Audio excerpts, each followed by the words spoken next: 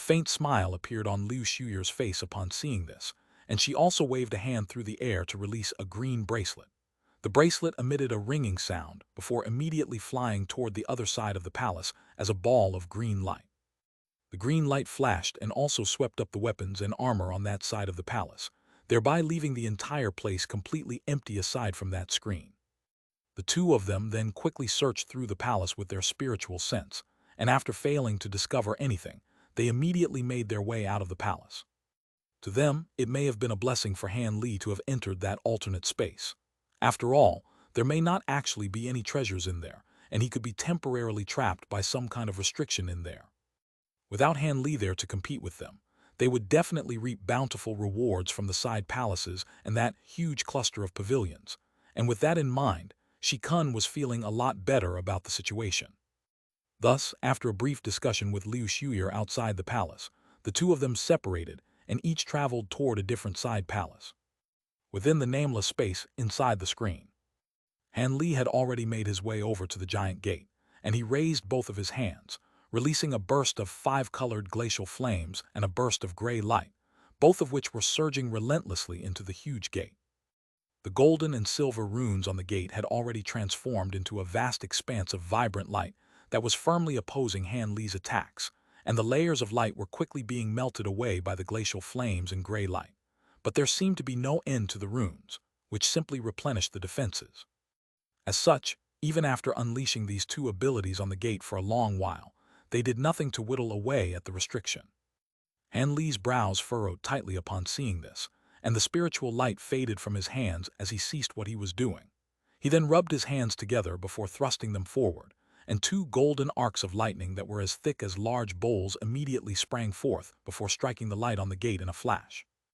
An earth-shattering boom rang out as the golden arcs of lightning completely exploded, releasing a ball of dazzling electricity that inundated most of the massive gate. However, moments later, the golden lightning faded, and the gate was revealed to be completely unscathed.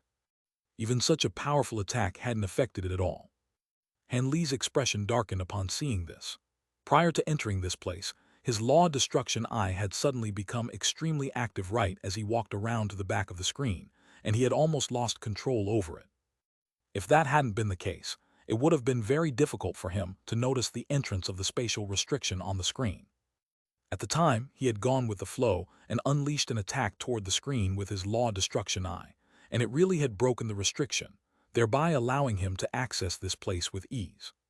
He didn't know what kind of place this was, nor did he know whether there were any treasures beyond that gate, but just this world within the screen was an extremely rare treasure in the spirit realm, so it was presumably the case that the immortal owner of this place was concealing some kind of extraordinary item or secret in here. Letter 1D68F, letter 1D563, letter 1D556, letter 1D680, letter 1D680, letter 1D680, letter 1D554, letter 1D428, letter 1D55E. As such, even though he knew that this restriction was quite remarkable, and that Liu Shuyer and Shikun were most likely going to take advantage of his absence to loot the rest of this place, he still didn't want to leave. However, the fact that his divine essence effused light, divine devilbane lightning, and 5-colored glacial flames had all proven to be ineffective on this restriction posed quite a troublesome conundrum to him. After a brief moment of contemplation, he opened his mouth to expel a ball of silver flames. The fireball then transformed into the spirit engulfing fire raven amid a flash of silver light, and Han Li made a hand seal before casting a dozen or so incantation seals toward the fire raven in quick succession. Spiritual light of different colors flashed from the incantation seals, and they all vanished into the fire raven's body. The bird immediately raised his head and let loose a clear cry before swelling drastically to around 10 feet in size. It then spread its wings and flew toward the gate with unstoppable might. Prior to actually crashing into the gate, silver light flashed from its body, and countless translucent flaming feathers hurtled forth, causing the golden and silver light on the surface of the huge gate to tremor violently. The giant silver bird then crashed headfirst into the light amid a resounding boom, and scorching silver flames erupted from its body. As soon as the golden and silver light came into contact with the silver flames, it began to churn like boiling water. The light faded and melted in the wake of the flames, and even though there was still a constant output of runes from the gate, it was clearly struggling to keep up. A hint of elation appeared on Han Li's face upon seeing this. He let loose a low cry, and black light swirled around his body, following which he expanded drastically to several times his original size. At the same time, a layer of long golden fur appeared all over his body, and he transformed into a giant golden ape. It was none other than the giant golden ape form that Han Li had adopted once not long ago. He flipped a hand over, and the extreme essence-effused mountain appeared over one of his furry palms. Blue light flashed through the giant ape's eyes, and it swung an arm through the air, sending the mountain hurtling the mountain through the air amid a resounding boom. Gusts of gale-force winds instantly took shape in the wake of the small mountain, and one could only imagine the devastating force culminating from the extreme essence-effused mountain's enormous weight and the giant ape's extraordinary strength. The thin layer of light was instantly torn apart by the small mountain before it crashed heavily into the massive door amid an earth-shattering boom. A ball of black light erupted from the gate, and the surrounding space twisted and warped. White ripples that were visible to the naked eye surged through the air. The ripples were then devoured by the black light behind them before completely vanishing into the darkness. Even with Han Li's immense powers, his heart still jolted upon seeing this, and he hurriedly rushed backward in an alarmed manner. Black chi rose up around his body, and he immediately donned his suit of heavenly devilish armor. The black light finally faded, and Han Li waved a hand through the air to draw the extreme essence-effused mountain back to him. He then hurriedly narrowed his eyes and cast his gaze toward the gate up ahead, upon which a stunned look appeared on his face. At the center of the giant black gate was an indentation that resembled a pot and was around 10 feet deep. The shape of the indentation was completely identical to one corner of the extreme essence-effused mountain, but despite this, the gate still hadn't been completely destroyed.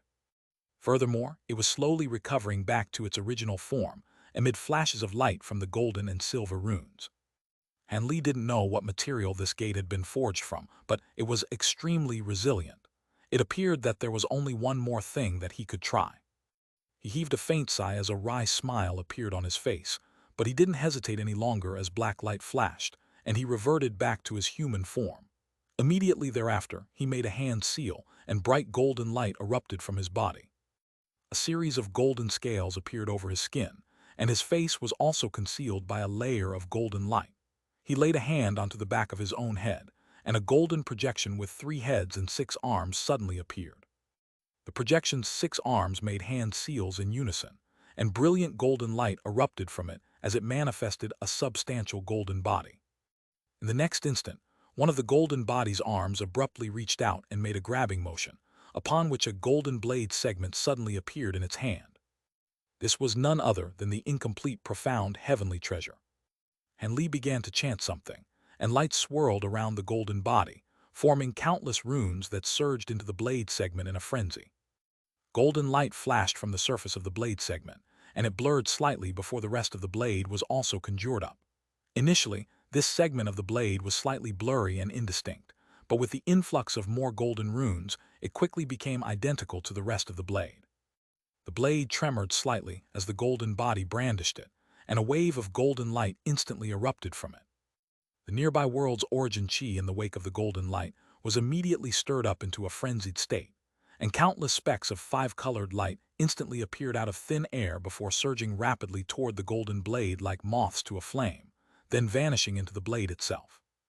A delightful ringing sound rang out from the golden blade, and Han Li's chanting abruptly ceased before he uttered a single menacing word: slash.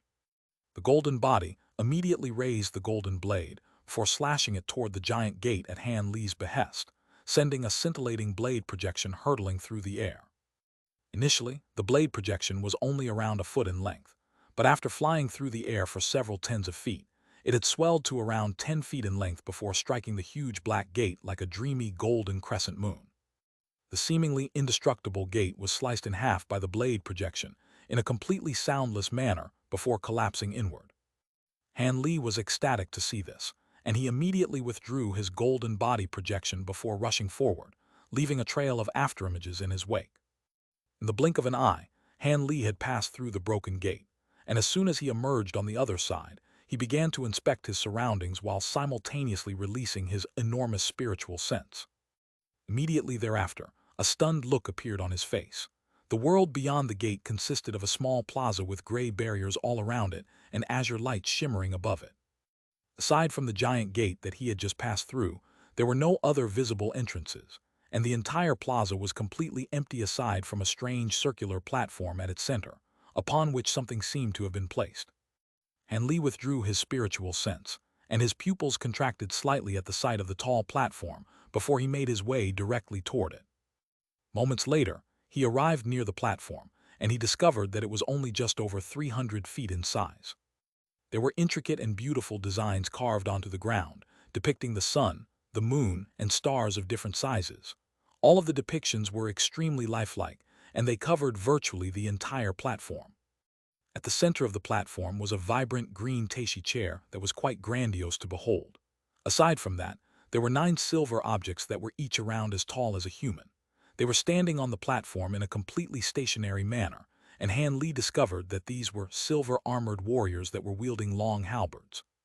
Aside from 9 pairs of black eyes, none of the armored warriors had any parts of their bodies revealed through their suits of armor. These appeared to be statues or other types of inanimate objects rather than sentient puppets. However, all of them were in a rather strange position. They weren't wielding their halberds with both hands. Instead, one hand was making a hand seal while the other hand was locked tightly around the shaft of the halberd at around the halfway point, while the sharp tip of the weapon was pointed directly up the sky. All 9 of the silver-armored puppets were in the same pose. As Han Li inspected the diagram on the ground and the armored warriors, he couldn't help but look up toward the section of the sky that the silver halberds were pointing toward. There he discovered a golden ball of light that was situated at an indeterminate altitude. The ball of light was slowly revolving in a mysterious manner and created a stark contrast with the azure sky around it. This immediately made Han Li think of spatial nodes. Even though that ball of light wasn't an actual spatial node, it was definitely something that was similar to a spatial rift. Han Li appraised the golden ball of light as blue light flashed through his eyes, immediately following which a hint of bewilderment appeared on his face. Could it be that it led to some other mysterious place? After a long while, he withdrew his gaze, having discovered nothing else, and began to inspect the 9 armored warriors. These armored warriors were all shimmering with silver light and wore suits of uniform silver armor. However, their suits of armor and halberds were all constructed in the simplistic style that was unique to ancient treasures, and there were countless runes inscribed all over them. In particular, there were a few indistinct yet profound golden runes on a few important areas, and it was clearly golden seal text. Han Li's eyes narrowed slightly, and he suddenly raised a hand before flicking a finger gently toward one of the armored warriors. A streak of sword chi that was around as thick as a finger shot forth and reached the armored warrior's shoulder in a flash. Yet just as it seemed that it was going to puncture through the armor warrior's shoulder without any impediment, an astonishing scene ensued. The statuesque armored warrior's silver halberd suddenly moved like lightning, striking the azure sword chi and dispersing it with a single blow. Han Li's expression changed upon seeing this, and he retreated back a few steps. At the same time, he waved a hand in front of him to conjure up a gray light barrier before looking on in a cautious manner. However, in the next instant, the silver-armored warrior merely withdrew its halberd and adopted its original pose again. So these really are puppets, Han Li murmured to himself as his expression eased slightly. He didn't know just how powerful these puppets were, but the fact that they were still able to move without being controlled after so many years was already quite astonishing. However, it was exactly because Han Li had ascertained that these puppets didn't possess any spiritual nature that he was led to heave a faint sigh of relief. Letter 1D487, letter 1D667, letter 1D65A, letter 1D4E, letter 1D66C, letter 1D65A. Letter 1D4EC, letter 1D664, letter 1D4F6. No matter how powerful a puppet was, it was simply a mindless object without anyone to control it, so there was nothing for him to fear. Thus, Han Li paid no further heed to them, and lowered his head to carefully inspect the massive starry sky diagram underfoot. In the beginning, the diagram merely struck him as something that was very mundane and ordinary. However, after inspecting it for a while longer, he suddenly felt the diagram blur, following it seemed to have sprung to life. The surrounding scenes blurred, and he found himself situated in a profound alternate world beneath the starry sky. The sun and moon that were originally still and lifeless suddenly began to release golden and silver light, and under their illumination, All of the other stars also began to glow with cold white light while revolving rhythmically around the sun and moon. At the same time, the sun and moon themselves were also fluctuating in size and altitude in a continuous loop, seemingly depicting the passage of time. Some periods were slow and peaceful while others rushed by in a flash. Hanli looked on calmly at this unfolding scene, which seemed to contain the true laws of heaven and earth, and his mind was completely blank. He wasn't thinking of anything, nor did he want to think anything. He was merely passively being taken along for the ride. 10 years, 100 years, 1,000 years. It was as if an eternity had passed by in the blink of an eye. All of a sudden, his entire body shuddered as a surge of refreshing coolness surged out of his dantian, then revolved throughout his head along his meridians. Under the stimulus from that burst of cold energy, Hanli let loose a faint groan and finally returned to his sense, thereby snapping back to reality. Almost at the exact same moment, the entire starry sky seemed to have sensed something, and it shattered before vanishing as fragments of light. When Hanli completely reawakened, he was still standing on the tall platform, looking down at the starry sky diagram on the ground. The eternity that he felt as if had just transpired had actually only lasted the span of a few breaths. Hanli immediately drew a sharp breath as he hurriedly withdrew his gaze from the diagram. This starry sky diagram was imbued with an extremely powerful illusionary formation that was well beyond his realm of comprehension. Even with his powerful spiritual sense, he was drawn into it without being able to offer any resistance, and if it weren't for the fact that his great development technique had activated of its own accord to drag him back to reality, he would have still been standing on the spot in a completely entranced state. The illusionary formation that he had just experienced had been so realistic, and the concepts of reality and illusion filled him with quite a conflicted and complex feeling. Even though his mental fortitude was far superior to that of the average person, he still couldn't help but be affected by that experience. He furrowed his brows tightly as he closed his eyes and continued to activate the great development technique, alleviating the irregular emotions in his heart little by little. Only after a long while did he manage to just repress his massive emotional fluctuations, upon which he opened his eyes again. On this occasion, he naturally didn't dare to look at the starry sky diagram again. Instead, he stood on the spot with a vacant expression for a long while before heaving a long sigh as his expression gradually returned to normal. He could sense that even though what he had just experienced had been extremely perilous, it had also provided a rare opportunity for him to refine his mental state, and it had therefore significantly benefited his mental fortitude. Even his spiritual sense seemed to have become slightly more powerful. Could it be that this starry sky diagram was actually a special restriction designed to refine one's willpower rather than just simple illusionary formation? Seeing as this diagram was so profound, it only made sense that the item positioned at the center of the platform would be quite extraordinary as well. With that in mind, Hanli immediately turned and began to appraise the green Taishi chair sitting at the center of the stone platform. The material used to construct the chair was neither wooden nor metallic in nature, but it was entirely green in color, and there was a layer of translucent light shimmering from its surface. Hanli suddenly began to stare intently at the chair, as a stunned look appeared on his face. A series of shimmering silver runes suddenly appeared on a previously empty chair, and there were only just over 100 runes in total, but all of them were beveled silver text. With Hanli's photographic memory, he was naturally able to memorize them in the blink of an eye, but he had no idea how they had appeared. Moments later, all of these silver runes shattered before vanishing into the chair down below as specks of spiritual light. Hanli continued to stare at the chair, but his mind had already wandered to the string of text that he had just memorized. A short while later, his expression changed slightly, and he discovered that the string of text was nothing more than an extremely simple activation incantation. There was no beginning and no end, and there weren't even any annotations. How peculiar! Hanli was rather hesitant as he glanced at the 9 armored puppets, then up at the golden ball of light in the sky. He then turned his attention back to the starry sky diagram and the green Taishi chair as he carefully read through the incantation in his mind. He stroked his chin, and a contemplative look appeared on his face as he formed a rough judgment. All of a sudden, he made a hand seal, and bright golden light erupted from his body. Golden scales also appeared over the surface of his skin, and he activated his provenance true devil arts once again. Immediately thereafter, He let loose a low cry, and a golden figure emerged from behind him, then transformed into the golden body projection in a flash. Han Li then laid a hand onto the top of his own head, and a streak of black light flew forth before vanishing into the golden body. That was none other than his second nascent soul, Little Black. As soon as the nascent soul entered the golden body, one of the clear faces on the three heads abruptly attained a pair of intelligent inky black eyes that were identical to those of a normal person.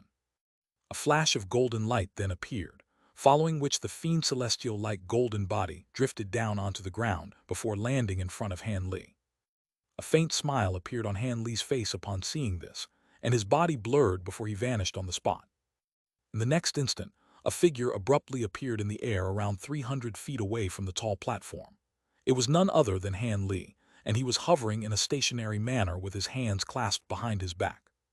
He had already discovered that as soon as he entered the space within the screen, the flight restrictions had disappeared. That was why he was able to rise up into the air to appraise everything that was transpiring on the platform. He issued an instruction to his second nascent soul, and the golden body suddenly made hand seals with all 6 of its hands at once. A profound incantation was then uttered by the head with a pair of intelligent black eyes. The incantation was uttered very slowly, but every single syllable was pronounced in a very clear manner, and this was none other than the beveled silver text incantation that had appeared on the Taishi chair. A mere activation incantation naturally wasn't going to stump a spatial tempering stage being like him. However, here in this strange space, he didn't dare to use his true body to activate this nameless incantation.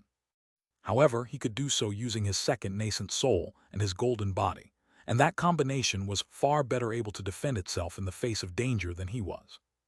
Furthermore, using his second nascent soul to utter this incantation definitely produced an identical effect to utter this incantation himself, so this was naturally the perfect substitute. The incantation continued, and in the blink of an eye, the second nascent soul had already completed the entire incantation. However, no changes had appeared on the stone platform. The golden body stood silently on the platform in a completely expressionless and stationary manner. Han Li's eyelids twitched slightly upon seeing this, and a hint of confusion flashed through his eyes. However, after a brief moment of contemplation, he immediately instructed the second nascent soul to utter the incantation a second time. Thus, after around 10 minutes, the second nascent soul had uttered the incantation through the golden body 3 times in succession. However, after the third time the incantation was completed, the 9 silver-armored puppets and the golden ball of light up above still didn't display any changes, as if the incantation had had no effect at all. Han Li's eyes flashed, and a serious look appeared on his face as he appraised the green chair on the platform. Could it be that the person uttering the incantation has to sit on the chair for it to work? I wonder if this is a risk that's worth taking. A hesitant look appeared in Han Li's eyes. This place had been concealed in such a mysterious place, so it definitely harbored quite an important secret. This was something that even an immortal clearly held in very high regard. How could he be willing to leave without exploring everything to the best of his abilities?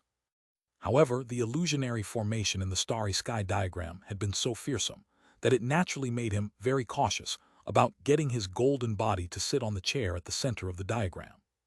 So be it, risk and reward have always come hand in hand. Generally speaking, the greater the risk, the greater the reward. I've already successfully manifested a golden body, so I'll just have to get my second nascent soul to take a risk. If I miss out on this opportunity, there's no way that I'll encounter any other immortal ruins in the spirit realm. After contemplating this conundrum for a long while, a determined look finally appeared on Han Li's face. He had always been prone to erring on the side of caution, but in the face of the massive temptation presented by this treasure left behind by an immortal, even he was convinced to take a risk. Almost at the exact same moment, a peculiar light flashed through the golden body's black eyes, and it immediately strode toward the chair. Moments later, the huge golden body stopped in front of the green chair, and it seemed to be rather hesitant as it was too massive to sit in the chair. Thus, it immediately made a hand seal, and it quickly shrank down amid a flash of golden light, reducing itself to around 10 feet tall compared to its original 20 feet stature. Only then did it take a seat on the chair and lay its arms on the armrests before uttering the incantation again. On this occasion, changes began to occur around the golden body as soon as it began to utter the incantation. Green light suddenly flashed from the chair that it was sitting on, and a series of silver runes surfaced before revolving around the golden body. As the incantation grew louder and more fervent, specks of five-colored spiritual light also began to appear in the air above the platform. More and more specks of spiritual light began to gather, and it was as if there were countless five-colored snowflakes fluttering through the air, creating quite a spectacular sight to behold. Hanley's heart stirred as he looked on at the scenes unfolding on the platform with an intense, unblinking gaze. Almost right after the five colors specks of light began to appear, golden, silver, and white light abruptly emerged from the massive starry sky diagram on the platform. The sun, moon, and stars flashed before exploding into spiritual light of three different colors. Spiritual light surged once again before instantly forming a beveled silver rune, a golden seal rune, and another rune in a white text that he had never seen before. The runes formed a peculiar light formation that enshrouded the entire platform within. The 9 silver armored puppets and the golden body projection were situated right at the core and other vital locations within the light formation, and an indistinct yet profound connection seemed to have been forged between them. A peculiar light flashed through Han Li's eyes upon seeing this, but he didn't take any additional measures. The second nascent soul had already reached the final few sentences of its incantation, and azure light flashed through the eyes of the 9 puppets as they finally sprang into action. All of the puppets suddenly shifted a half-step either forward or backward from their original location, and it wasn't a massive change at all, but a burst of restriction fluctuations were suddenly triggered. The fluctuations resonated with the light formation, and the scenes unfolding within the formation instantly changed. The 5 colored specks of light that were hovering in the air shuddered before plunging into the light formation like a torrential storm. At the same time, golden flames erupted from the bodies of the 9 puppets as they held onto their silver halberds. The golden flames reflected off their silver armor, making the puppets appear as majestic and imposing as heavenly generals. However, these puppets certainly weren't just there to look good. As soon as the golden flames emerged, bursts of enormous spiritual pressure suddenly erupted from their bodies. This spiritual pressure was so immense that it instantly caused the world's origin chi around the platform to surge and churn, before forming gusts of strong golden wind that howled through the air. Han Li was situated over 300 feet away, and he was only barely glanced by the peripheral gusts of golden winds, but his expression immediately changed drastically. Golden light flashed from his body, and he shot back like a giant arrow as if he had been struck by some kind of tremendous force. He reappeared over 200 feet away in the blink of an eye, and he only managed to just barely steady himself after stumbling back several steps in succession. The spiritual pressure being released by these puppets was truly terrifying. Even though Han Li's body was currently more powerful than that of even the average holy-grade being, he still couldn't withstand the spiritual pressure for even an instant. Han Li was naturally quite stunned by this development, but had no time to dwell on it as he hurriedly raised his head to cast his gaze toward the platform. There, the silver halberds in the hands of the 9 armored warriors suddenly shuddered in unison, before expelling a golden pillar of light each, which surged directly toward the golden ball of light up above before vanishing into it in a flash. A strange rumbling sound immediately rang out from within the ball of light, and the light within it began to rapidly revolve, slowly forming a gigantic vortex. 3-colored light swirled within the huge light projection, and a 3-colored rune that was virtually the same size as the formation slowly emerged before hurtling into the air in a flash. Moments later, the giant rune vanished into the golden vortex, and the golden light surged violently as a loud rumbling boom rang out. Immediately thereafter, powerful spatial fluctuations erupted from within the vortex, and a few rumbling booms rang out as the golden pillars of light erupting from the silver halberds instantly increased to over twice their original thickness, making their thickness comparable to that of large bowls. Bright light also erupted from the light formation on the platform, manifesting a substantial 3-colored light barrier, then enshrouded the entire platform within. There were countless golden and silver runes emerging in a frenzy within the light barrier, and they were drifting directly toward the golden body sitting on the chair. The entire light formation was activated to its very maximal extent, and the rumbling booms had become as deafening as thunderclaps. At the same time, Han Li suddenly sensed that the light around him had abruptly dimmed, and as he inspected his surroundings, he was immediately given a massive fright. He had returned to the massive starry sky that he had already been trapped in once. However, on this occasion, he had a rather strange perspective where he was looking down on everything from above, and there were a series of scorching white stars hovering right beside him.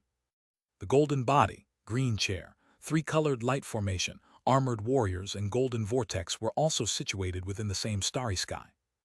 Hanli abruptly waved a sleeve through the air, and a flying sword that was around an inch in length surged forth, then circled around before transforming into a streak of azure light.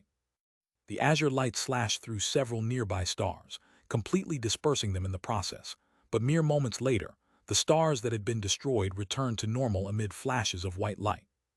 Hanli raised an eyebrow upon seeing this, but he was quite relieved internally. It seemed that this starry sky wasn't an illusionary realm, and on this occasion, he had managed to retain clarity of mind. However, just as this thought appeared in Han Li's mind, the spatial fluctuations emanating from within the golden vortex suddenly became several times more powerful. The fluctuations seemed to have formed substantial waves that were visible to the naked eye, and they erupted from the vortex in all directions. The sky blurred in the wake of these fluctuations, and it was as if the entire starry sky had instantly been tipped on its head in an involuntary manner. All of a sudden, a resounding boom rang out, as if heaven and earth were being torn apart, and an extraordinarily thick white pillar of light erupted from the golden vortex. The pillar of light struck the light formation on the platform with unerring accuracy, encompassing the chair and the golden body in the process. Sound of howling winds and rumbling thunder could be heard coming from within the pillar of light, and it contained countless five-colored runes. Even though Han Li was currently situated hundreds of feet away from it, he could still sense the extremely pure spiritual power imbued within the pillar of light. However, upon closer inspection, it seemed that the pillar of light didn't just contain spiritual qi. It also seemed to be imbued with a boundlessly enormous aura like that of a star. Before the second nascent soul had a chance to react, the pillar of light had descended upon the golden body, and the space around it instantly tightened as a burst of irresistibly heavy force weighed down upon its body. Even with the golden body's immense strength, it was unable to move so much as a single finger. The pure spiritual power within the pillar of light and the five-colored runes surged into the golden body in a frenzied, unstoppable wave. Han Li's expression changed drastically as he looked on from afar. At such close quarters, his main nascent soul still had a close connection with his second nascent soul, so he was able to directly sense everything as if he were the golden body itself. With the frenzied influx of pure spiritual power and five-colored runes, the profound yin devilish qi that the second nascent soul had cultivated to the pinnacle of the mid-nascent soul stage instantly progressed to the late nascent soul stage, as if the bottleneck between the two stages didn't even exist. Furthermore, the second nascent soul continued to become more powerful at an incredible rate under the illumination of the pillar of light. Mere moments later, progressed to the pinnacle of the late nascent soul stage and encountered the deity transformation stage bottleneck. This was an obstacle that even Han Li had only just barely overcome in the past, yet the second nascent soul merely progressed to the early deity transformation stage as if it were taking a stroll in the park. Its cultivation base was still being rapidly enhanced, and less than the span of 10 breaths had passed since the pillar of light had fallen upon the golden body. Han Li was understandably extremely astonished, and he could barely believe the information that the second nascent soul was transmitting to him. However, what was even more astonishing was that the golden body projection was beginning to crumble under the pillar of white light, disintegrating into thousands of droplets of golden liquid that hovered within the pillar of light. Thus, the second nascent soul was completely exposed. However, before Han Li had a chance to figure out whether this was a positive or worrying development, some of the five-colored runes in the air suddenly shrank down to around the size of grains of rice, then surged into the droplets of golden liquid. These droplets of golden liquid seemed to have been cleansed over and over again by some kind of mysterious power, and Han Li and the second nascent soul suddenly let loose a cry of excruciating agony in unison. The second nascent soul had black qi churning violently over its body, which was shuddering uncontrollably, and Han Li immediately plummeted out of the sky as a ball of golden light. Han Li and the second nascent soul felt as if their bodies and spiritual sense were being raked over and over again by countless sharp blades, and what was even more damning was that no abilities could alleviate this pain even in the slightest. It was as if they had been reduced to mere mortals, and could only suffer through the ungodly agony without any being able to offer any resistance. Even though Han Li's immensely powerful body was able to withstand even flying swords and flying sabers, this excruciating pain still made him lose control over his own magic power, thereby resulting in him plummeting from the sky. Even though he was in extreme agony, he was still able to maintain the output of his provenance true devil arts, so a fall from that altitude was nowhere near enough to hurt him. Instead, a small crater was smashed into the ground amid a dull thump by his powerful body, and shattered stone shrapnel flew in all directions. However, Han Li didn't have any spare capacity to notice these small details. Right after he let loose that involuntary cry of agony, he had forcibly pursed his own lips as he tried to repress the pain, and his face was beginning to turn purple. This type of agony was unbearable to the average person, and he could only resist it using his willpower. In this situation, Han Li could sense that his soul had become scorching hot, as if it had been enveloped by a scorching ball of flames and set alight. Han Li just barely managed to retain a shred of clarity of mind, but he was still extremely stunned by this development. He gritted his teeth and struggled into the sitting position in the crater, then folded his legs and made a hand seal as bright golden light erupted from his body again. After growing slightly accustomed to the agony, he was using his provenance true devil arts to try and alleviate the pain. However, in the next instant, something happened that left him feeling a little stunned. As soon as he began to circulate his spiritual power within his own body, the agony that he had been afflicted by suddenly transformed into bursts of refreshing coolness that surged through his meridians in a frenzy, then turned into a type of strange energy that he had never seen before. This energy began to spur on his provenance true devil arts, causing it to operate at a fearsomely rapid rate. Following a complete cycle of spiritual chi revolution, he could sense that his cultivation base had improved slightly. It wasn't a drastic increase by any means, but it was certainly noticeable. This strange improvement continued as he circulated his provenance true devil arts, and this discovery naturally filled him with elation. Thus, he immediately began to focus on cultivation, as golden light flashed from his body. Under these circumstances, every single revolution of his cultivation art provided an effect that was equivalent to a year of arduous cultivation, so he definitely wasn't going to pass up such a brilliant opportunity. However, his rate of progression was still far inferior to that of the second nascent soul in the Pillar of Light. The second nascent soul was also circulating its cultivation art to try and alleviate its agony, but due to the enormous influx of energy flowing into its body within the Pillar of Light, it was unable to blunt its pain by much. However, at the same time, its cultivation base was improving at 3 to 4 times the rate of Han Li's progression. After a while, it progressed to the mid-deity transformation stage, and it still didn't encounter any bottlenecks. Time passed by slowly, and Han Li's body suddenly shuddered as a peculiar feeling welled up in his heart. After spending some time working through his early spatial tempering stage bottleneck, he made a breakthrough to the mid-spatial tempering stage. He was naturally ecstatic to sense this, and he continued to circulate his provenance true devil arts as quickly as he could.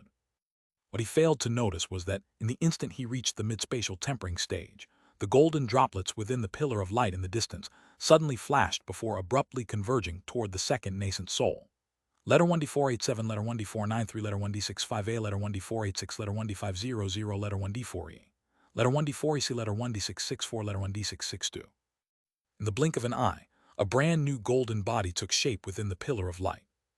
It still had 3 heads and 6 arms, but there were purplish golden patterns running all over its body, forming a series of strange and slightly indistinct runes. Not only were these purplish golden runes quite blurry, they also seemed to be incomplete.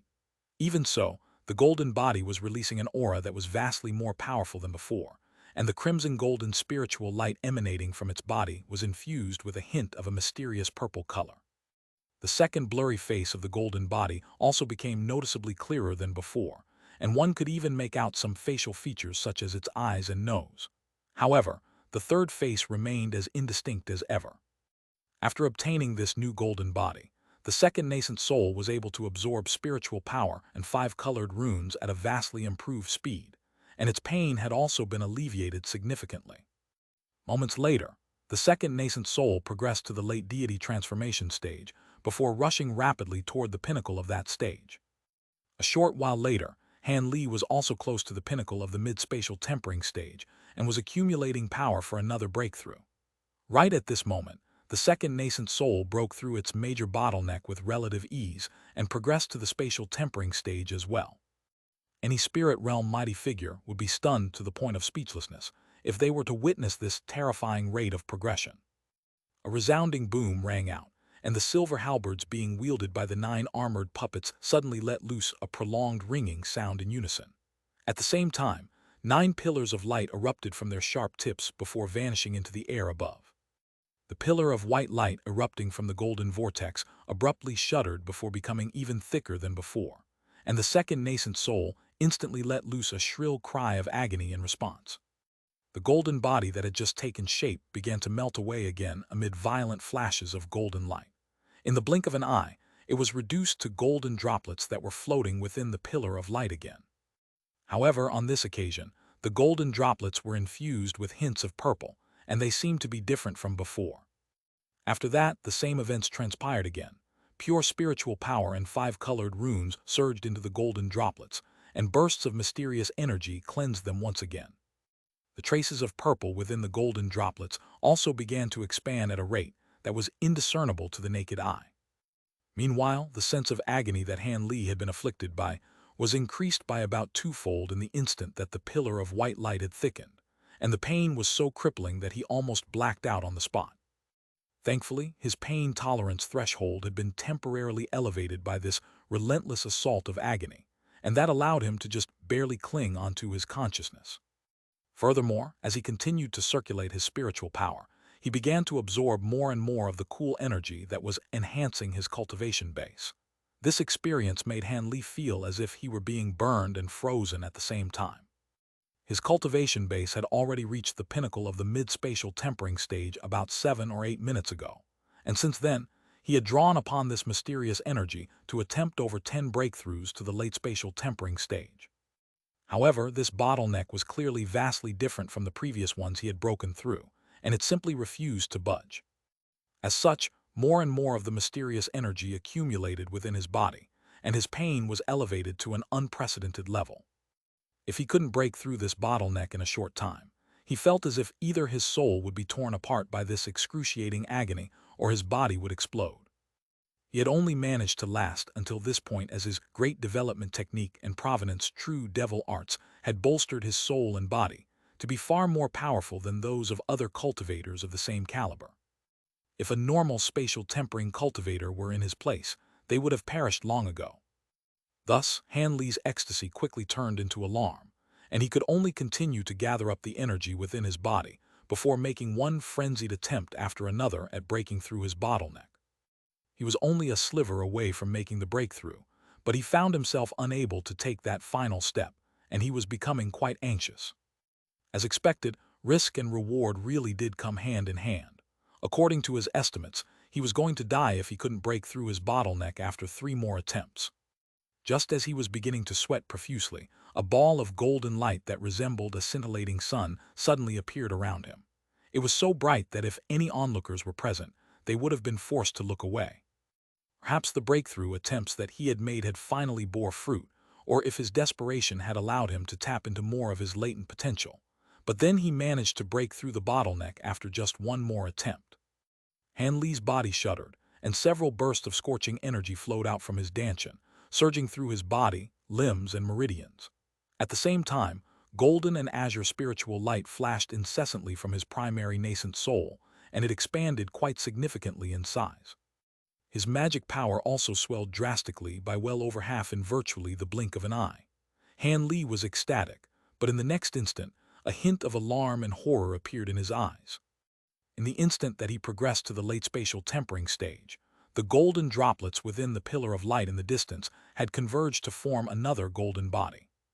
Not only were the runes on this golden body far clearer and more complete than the previous one, the protective spiritual light it was releasing had also taken on a faint purplish golden color. However, as a result, the white pillar of light that was crashing down from above expanded once again, causing the golden body to disintegrate for a 3rd time. Furthermore, the influx of cool energy continued at an even faster rate, and Han Li's cultivation base was progressing even more quickly than before. Never did he think that he would be horrified by excessively fast cultivation progression someday. Han Li was well aware that even with the power of the Pillar of Light, his bottlenecks were becoming more and more difficult to break through. His last breakthrough had already been extremely forced, so there was no way he would be able to successfully make a breakthrough to the body integration stage. If his magic power were to continue to pile up, his body would inevitably explode, so how could he not be alarmed? This strange situation was completely out of his control, and only by wrenching the second nascent soul out of that pillar of light would he be able to escape this perilous situation. However, the second nascent soul's golden body had been destroyed thrice already, and the nascent soul itself was completely immobilized by the enormous power crashing down from above. How could he possibly detach the second nascent soul from the pillar of light? As such, he could only look on in a resigned manner as his cultivation base continued to improve at an astonishing rate. Around an hour later, the second nascent soul made 2 more breakthroughs and reached the late spatial tempering stage, making its cultivation base comparable to Han Li's. However, the rate of progression that the second nascent soul was experiencing within the pillar of light, naturally, far exceeded that of Han Li. He was still quite far away from reaching the pinnacle of the late spatial tempering stage, yet his second nascent soul had already progressed to that point, and had begun attempting a breakthrough to the body integration stage. Breaking the bottleneck to the body integration stage required far more power than the normal person could imagine. The golden droplet seemed to have also sensed that a major breakthrough was being attempted, and it converged to form a golden body that enveloped the second nascent soul again. Enormous amounts of energy surged out of the nascent soul's body, and even the golden body couldn't withstand such immense energy output as it crumbled away again. The last attempt that had been made was nowhere near enough for the second nascent soul to make a breakthrough to the body integration stage, so it had no choice but to accumulate energy anew after the golden body vanished. Following the golden body's disintegration, it reformed once again amid a flash of purplish golden light. This process was repeated 7 or 8 times, and every breakthrough attempt that the second nascent soul made was enough to expend all of the mysterious energy it had accumulated. However, at the same time, due to the sheer enormity of the power output, the golden body that was manifested each time was easily broken, only to be rapidly manifested once again at the second nascent soul's behest. Every time the golden body took shape again, even more tremendous energy was accumulated than last time. However, the body integration stage bottleneck was far more powerful than anticipated, and even after so many surges of energy, it was only just beginning to budge slightly. The second nascent soul was clearly still nowhere near able to make this breakthrough, and Han Li's heart sank further and further. At this point, he had also reached the pinnacle of the late spatial tempering stage, and the cool energy was beginning to force its way through his meridians, resulting in a slightly swollen feeling. Han Li was extremely alarmed by this mounting development, but due to the agony that he was currently being afflicted by, he was only able to just barely hold onto a shred of consciousness, but he was unable to make any hand seals or summon any treasures. As such, despite his vast array of powerful abilities and treasures, he was unable to use any of that to his advantage. Meanwhile, the golden vortex continued to expel the white pillar of light, which wasn't abating in power in the slightest. Han Li could sense the mysterious energy rapidly mounting within his meridians, and his face became deathly pale. He knew that no matter how powerful his body was, there was no way it could compare with the might of his golden body projection. Even the golden body was being easily destroyed by the surges of energy during the second nascent soul's breakthrough attempts. There was no way that his body would be able to withstand this power. The energy within the pillar of light was indeed extremely potent, but it was also far too aggressive and overbearing. This sense of complete and utter powerlessness was something that Han Li had virtually never experienced during his cultivation journey, and even with his strong mental fortitude, he was beginning to panic. After a short while, it was as if a layer of golden powder had been applied to Han Li's body. Not only was he shimmering with golden light, the golden scales over his skin had also swelled significantly in size and begun to intertwine to form a faint golden suit of scale armor. Even though it was extremely thin, from a distance, it appeared as if Han Li had donned a suit of complete golden armor. This was none other than Provenance armor, which was the bonded armor that would appear once one cultivated the Provenance true devil arts to an extremely high level. The suit of bonded armor currently didn't possess any powerful abilities, and its defensive prowess was less than 1/1000th of the heavenly devilish armor, but this type of bonded armor had boundless potential. It could develop as its wearer's cultivation base improved, and due to the fact that it was something that was bonded to the wearer, it was far more versatile than a normal suit of armor. Of course, this provenance armor wasn't something that a spatial tempering stage being was supposed to be able to attain. Instead, it was a powerful ability that was only supposed to manifest itself after one reached the body integration stage while cultivating the provenance true devil arts. Han Li was only able to manifest an incomplete version of this ability in advance due to the overflow effect from the vast influx of energy. Even though this bonded armor certainly couldn't be considered to be very powerful, the earlier he attained it, the more latent potential it would possess, and he could use his own true essence to refine it. This was something that would have made Han Li ecstatic under normal circumstances, but in this current situation, he barely even took a glance at it. His attention was currently entirely focused on trying to think of a plausible method to save himself before he exploded like an overinflated balloon. In his desperation, Han Li really did think of a way to save himself. If he could self-detonate in the instant before his body exploded, he could draw upon the power released by his self-detonation to help his nascent soul escape. Even though Han Li was unable to summon any treasure or use any abilities at the moment, his body was like a ticking time bomb, and it wouldn't be a difficult task to detonate it slightly earlier than it otherwise would. Even though both scenarios would conclude in self-detonation, the connotations were completely different. If he were forced to self-detonate by that mysterious energy, he wouldn't be able to control the explosion at all, and it was most likely the case that his nascent soul would be swept up and destroyed. However, if he were to undergo a controlled self-detonation, he would be able to control the power and range of the explosion to a certain extent, thereby buying his nascent soul the opportunity to escape intact. Of course, this was only a last resort method that he would refrain from using until he absolutely had to. After all, a nascent soul without a body was virtually nothing more than a sitting duck that was at everyone's mercy. Thankfully, he had the spirit body of the immortal Xianxia in his storage bracelet, and if he really were forced to self-detonate, then the only course of action available to him would be to forcibly possess that spirit body. It was unknown whether this course of action would truly allow him to escape alive, but there were no alternatives for him. As for his second nascent soul, it would be up to the heavens to decide whether it survived or not. He wasn't even sure if he could save himself, so he naturally didn't have any spare capacity to worry about the second nascent soul's safety. Han Li heaved an internal, resigned sigh, and he was regretting his reckless actions. If he had refrained from acting in such a rash manner, he wouldn't be in this desperate situation.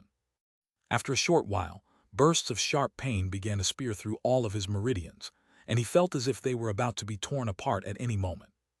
His expression changed several times in succession, and he took a deep breath before beginning to activate what little remaining spiritual sense he had. His meridians had already been filled to the absolute brim by pure spiritual power, and it only took the slightest stimulus for it to begin churning violently. Golden light flashed erratically from his body, and the provenance armor that had just taken shape began to warp slightly.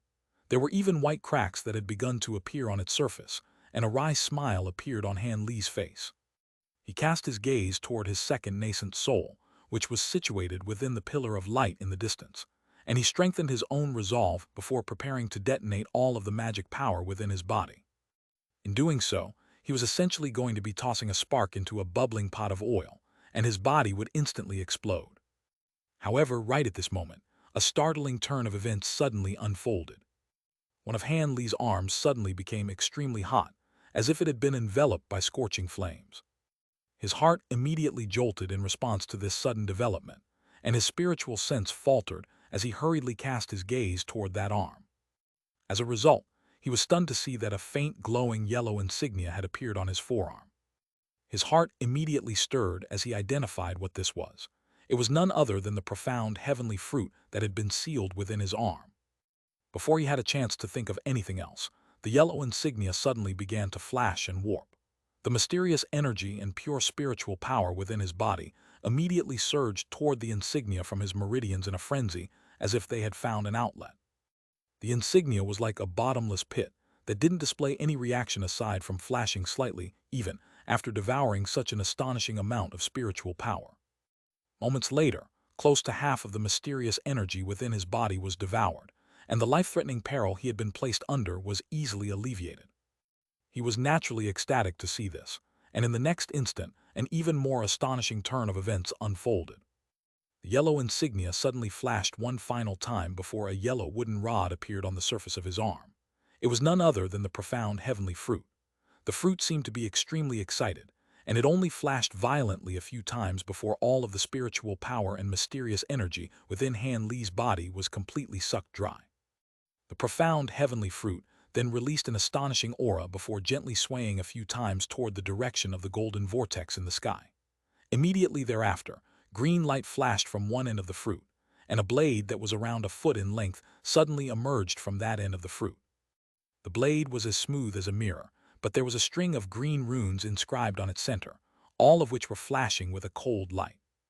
This was none other than the profound heavenly sword. There was no need for Han Li to issue any instructions to the sword before it ascertained the biggest threat in this place, and it abruptly pointed its sharp blade at the golden vortex in the sky before a clear ringing sound erupted into the heavens. Immediately thereafter, spiritual light flashed, and countless dark green runes suddenly appeared on the surface of the sword blade. The sword then tremored slightly a few times, and the nearby world's origin chi surged violently. Countless wisps of five-colored light suddenly appeared out of thin air before surging toward the profound heavenly sword in a frenzy. The sword immediately began to glow with scintillating light. The clear ringing sound also became around twice as loud as before as it unleashed a slash toward the golden vortex up above. Letter 1D4 BB, letter 1D4 5F, letter 1D6 26, letter 1D6 26, letter 1D6 38, letter 2 1 2F, letter 1D6 24, letter 1D6 30, letter 1D6 2E. An azure sword projection appeared, and it was as scintillating as a bolt of heavenly lightning. In the next instant, it reached the golden vortex before unleashing a diagonal slash. A resounding boom rang out, and the white pillar of light was sliced in half. A burst of power of laws that seemed capable of destroying heaven and earth erupted from the sword projection before inundating the golden vortex. A loud ringing sound immediately rang out from the vortex, following which light flashed, and it transformed into a golden disc that was around an acre in size. The massive golden disc had the exact same image inscribed upon it as the starry sky diagram on the platform, and at the same time, there were countless five-colored runes hovering around it. One pillar of white light after another was being expelled by the golden disc in a frenzy, as it desperately attempted to resist the power of laws imbued within the sword projection. This was clearly an extraordinary spatial treasure even in the true immortal realm, and its value most likely exceeded that of even the average profound heavenly treasure. But its forte clearly didn't lie in its offensive power, so how could it possibly withstand an attack that was imbued with the power of laws of an entire realm? Within mere moments, all of the white pillars of light were completely destroyed by the power of laws, and the surrounding space warped as the azure sword projection struck the golden disc. A crisp crack sounded, and dazzling golden light erupted from the golden disc. In the face of the enormous power of laws, it twisted and warped before shattering into pieces. The golden disc proved to be extremely fragile and instantly disintegrated into countless specks of light, leaving only some faint spatial fluctuations in the air. Right as this treasure was being destroyed, a thin and tall humanoid figure that was seated in a secret chamber deep within a certain sea of the spirit realm abruptly raised its head, and a pair of green fireballs appeared in its eye sockets, illuminating its facial features with great clarity. This was a white skeletal face, and the two green fireballs that were flashing within the eye sockets presented quite a harrowing sight to behold. Not far in front of the skeleton were 12 ancient copper lamps, each of which was around a foot tall. There were green flames of different sizes flickering within the lamps, the largest of which were comparable to the size of eggs, while the smallest ones were as thin as a pinky finger. A hint of bewilderment appeared in the skeleton's eyes, and it cocked its head to the side in a contemplative manner. All of a sudden, a thought seemed to have occurred to it, and it abruptly opened its mouth to expel a ball of silver light. A palm-sized silver disc appeared from within the silver light, and aside from the fact that it was of a different color, it was completely identical to the golden disc that had been destroyed in the vast glacial realm. However, the silver disc was riddled with countless thin and long cracks, and in the instant that it emerged, It let loose an anguished wail before vanishing into nothingness. The green fireballs within the mysterious skeleton's eye sockets immediately swelled to several times their original size upon seeing this, and a thunderous roar of fury erupted from its mouth. It then abruptly rose to its feet, and suddenly made a grabbing motion toward a certain patch of space in a fit of thunderous rage. Powerful spatial fluctuations immediately erupted forth as a giant inky black claw appeared out of thin air, then grabbed toward the nearby wall. A resounding boom rang out as the thick wall of the secret chamber was pulverized by the giant claw, but the skeleton's fury still didn't seem to have abated. It opened its mouth toward another wall, and there was black light flashing within its mouth, suggesting that it was seemingly about to blast out something. However, right at this moment, its eyes flashed and it suddenly turned toward the 12 antiquated lamps on the ground. The green flames within its eye sockets flashed, and it seemed to have calmed down as it slowly closed its large mouth in the end. The skeleton gritted its teeth and grumbled an unintelligible string of words before sitting down with its legs crossed once again. Thus, the interior of the secret chamber fell completely silent again, and the green flames within the 12 lamps continued to flicker, illuminating the secret chamber in an unsteady light. Green light flashed from the profound heavenly sword, and its blade quickly vanished as it reverted back to its original wooden rod form.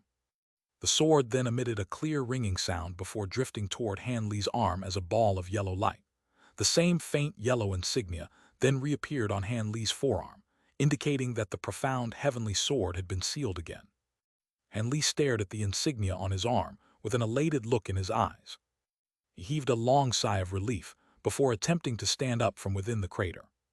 In the instant that the golden disc had been destroyed, all of his pain had been alleviated, leaving him feeling as if he had just survived an ordeal that would have surely resulted in his death. However, it was still too early for him to be relieved. As soon as he rose to his feet, his legs suddenly gave out from under him, and he collapsed onto the ground again. Immediately thereafter, his entire body became numb, and this development was naturally quite alarming to Han Li, prompting him to release his spiritual sense to inspect his own internal condition. The result of his inspection brought a wry smile to his face. Even though he was currently at the pinnacle of the late spatial tempering stage, his body was completely devoid of magic power. It was quite clear that although that slash from the profound heavenly sword had been devastatingly powerful, it had also sapped away all of the spiritual power within his body. On top of that, it had also completely devoured all of that mysterious energy that had flowed into his body. Otherwise, without that additional energy, there would have been no way for him to unleash that slash with the profound heavenly sword. Thankfully, only his magic power was currently completely depleted. Everything else had been left largely untouched, so he was already extremely fortunate. However, his meridians had been damaged by the excessive influx of energy from earlier, and now that his energy and magic power had been completely depleted, the aftereffects naturally began to rear their ugly heads. However, Han Li wasn't concerned about this. With his powerful self-regenerative abilities, he would be able to easily recover from this. However, the severe exhaustion of magic power was something that would take some time to recover from.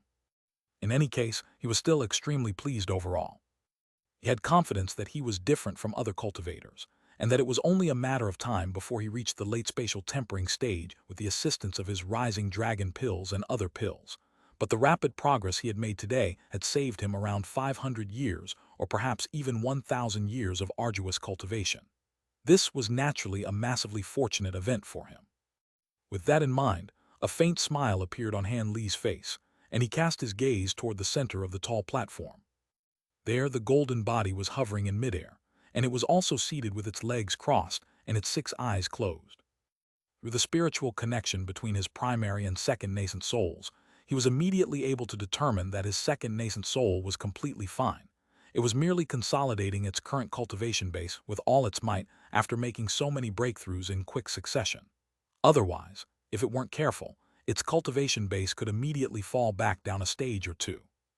Furthermore, it had only been able to survive that rapid string of breakthroughs as Han Li was a spatial tempering cultivator himself.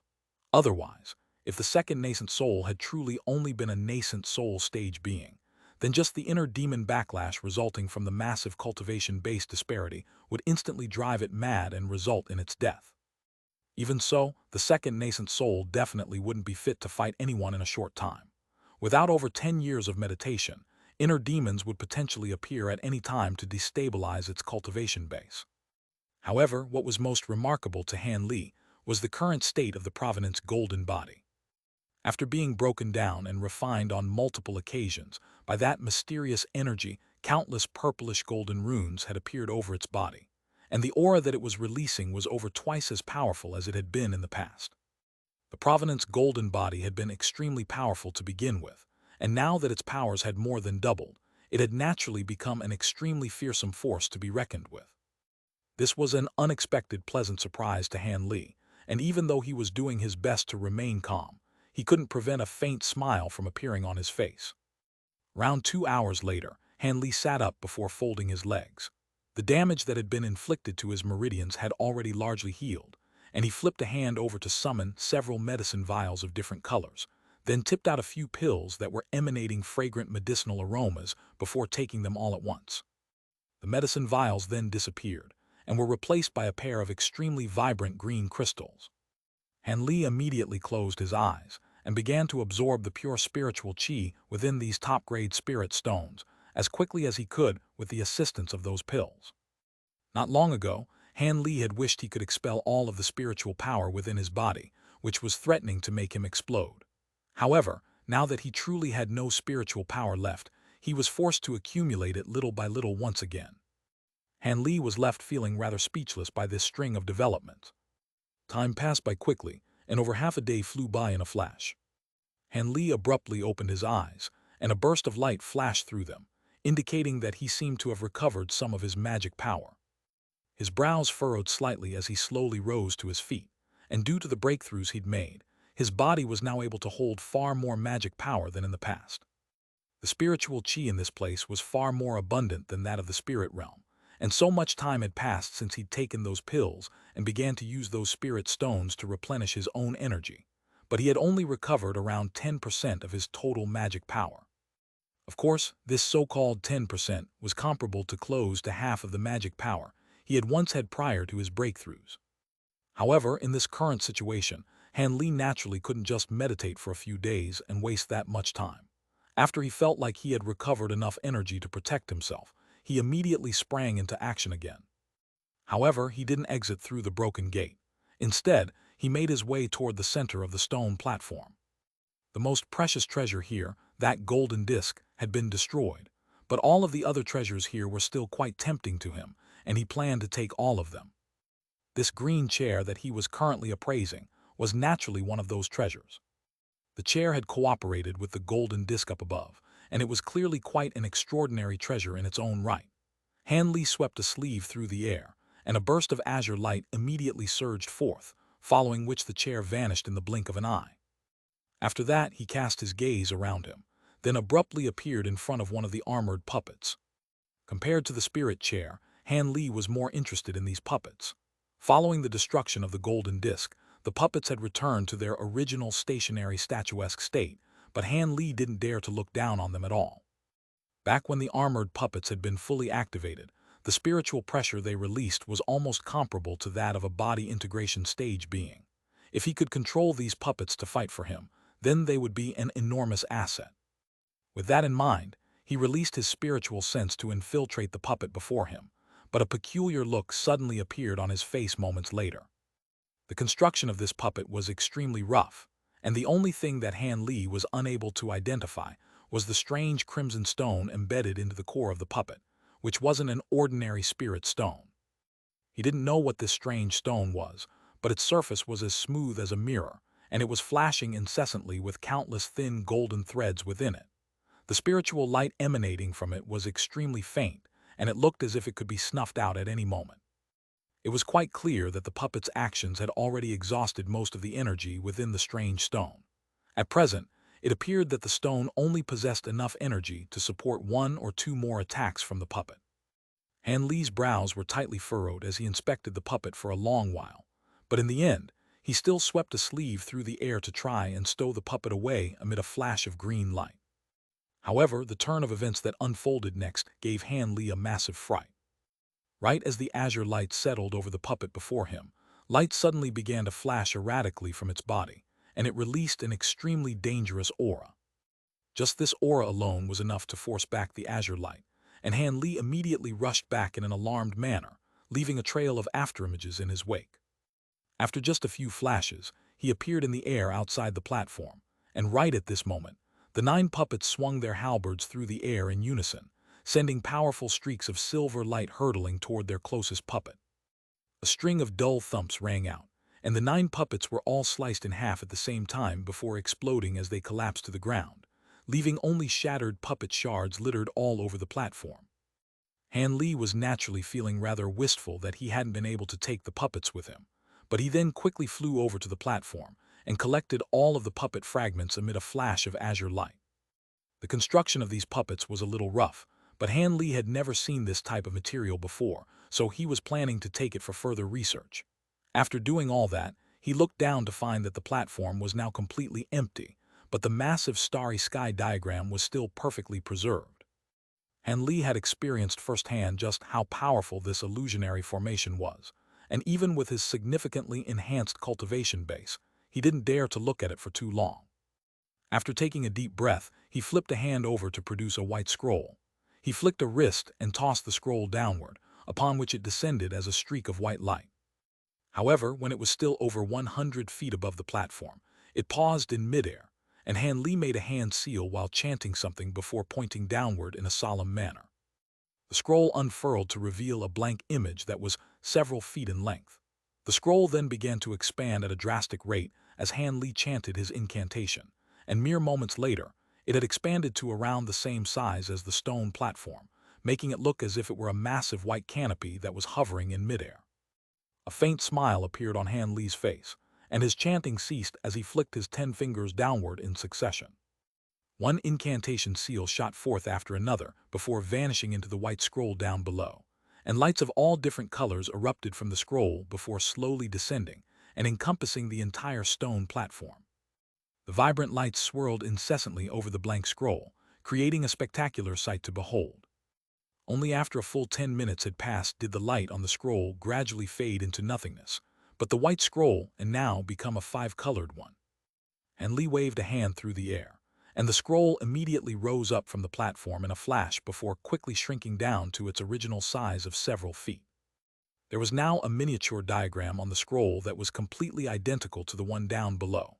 Han Li had used a secret technique to replicate the starry sky diagram on the stone platform.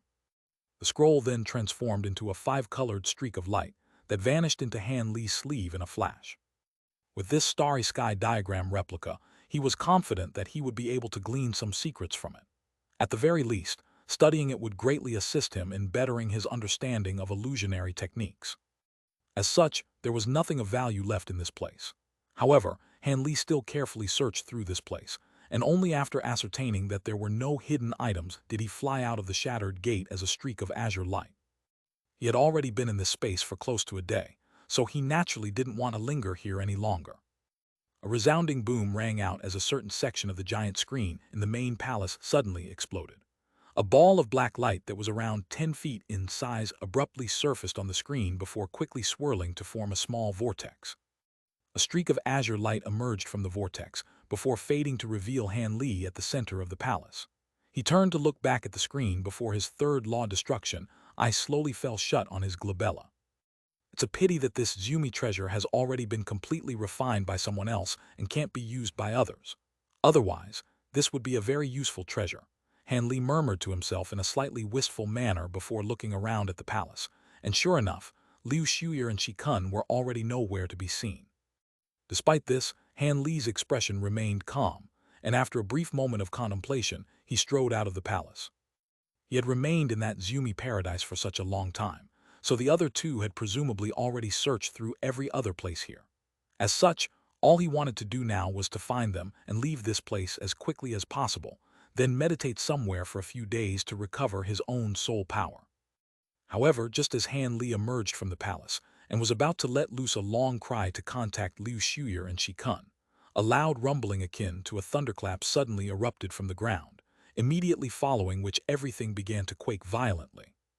Han Li was quite startled by this development, yet before he had a chance to do anything, the sky suddenly dimmed, and a vast expanse of dark clouds suddenly appeared to obscure the entire sky.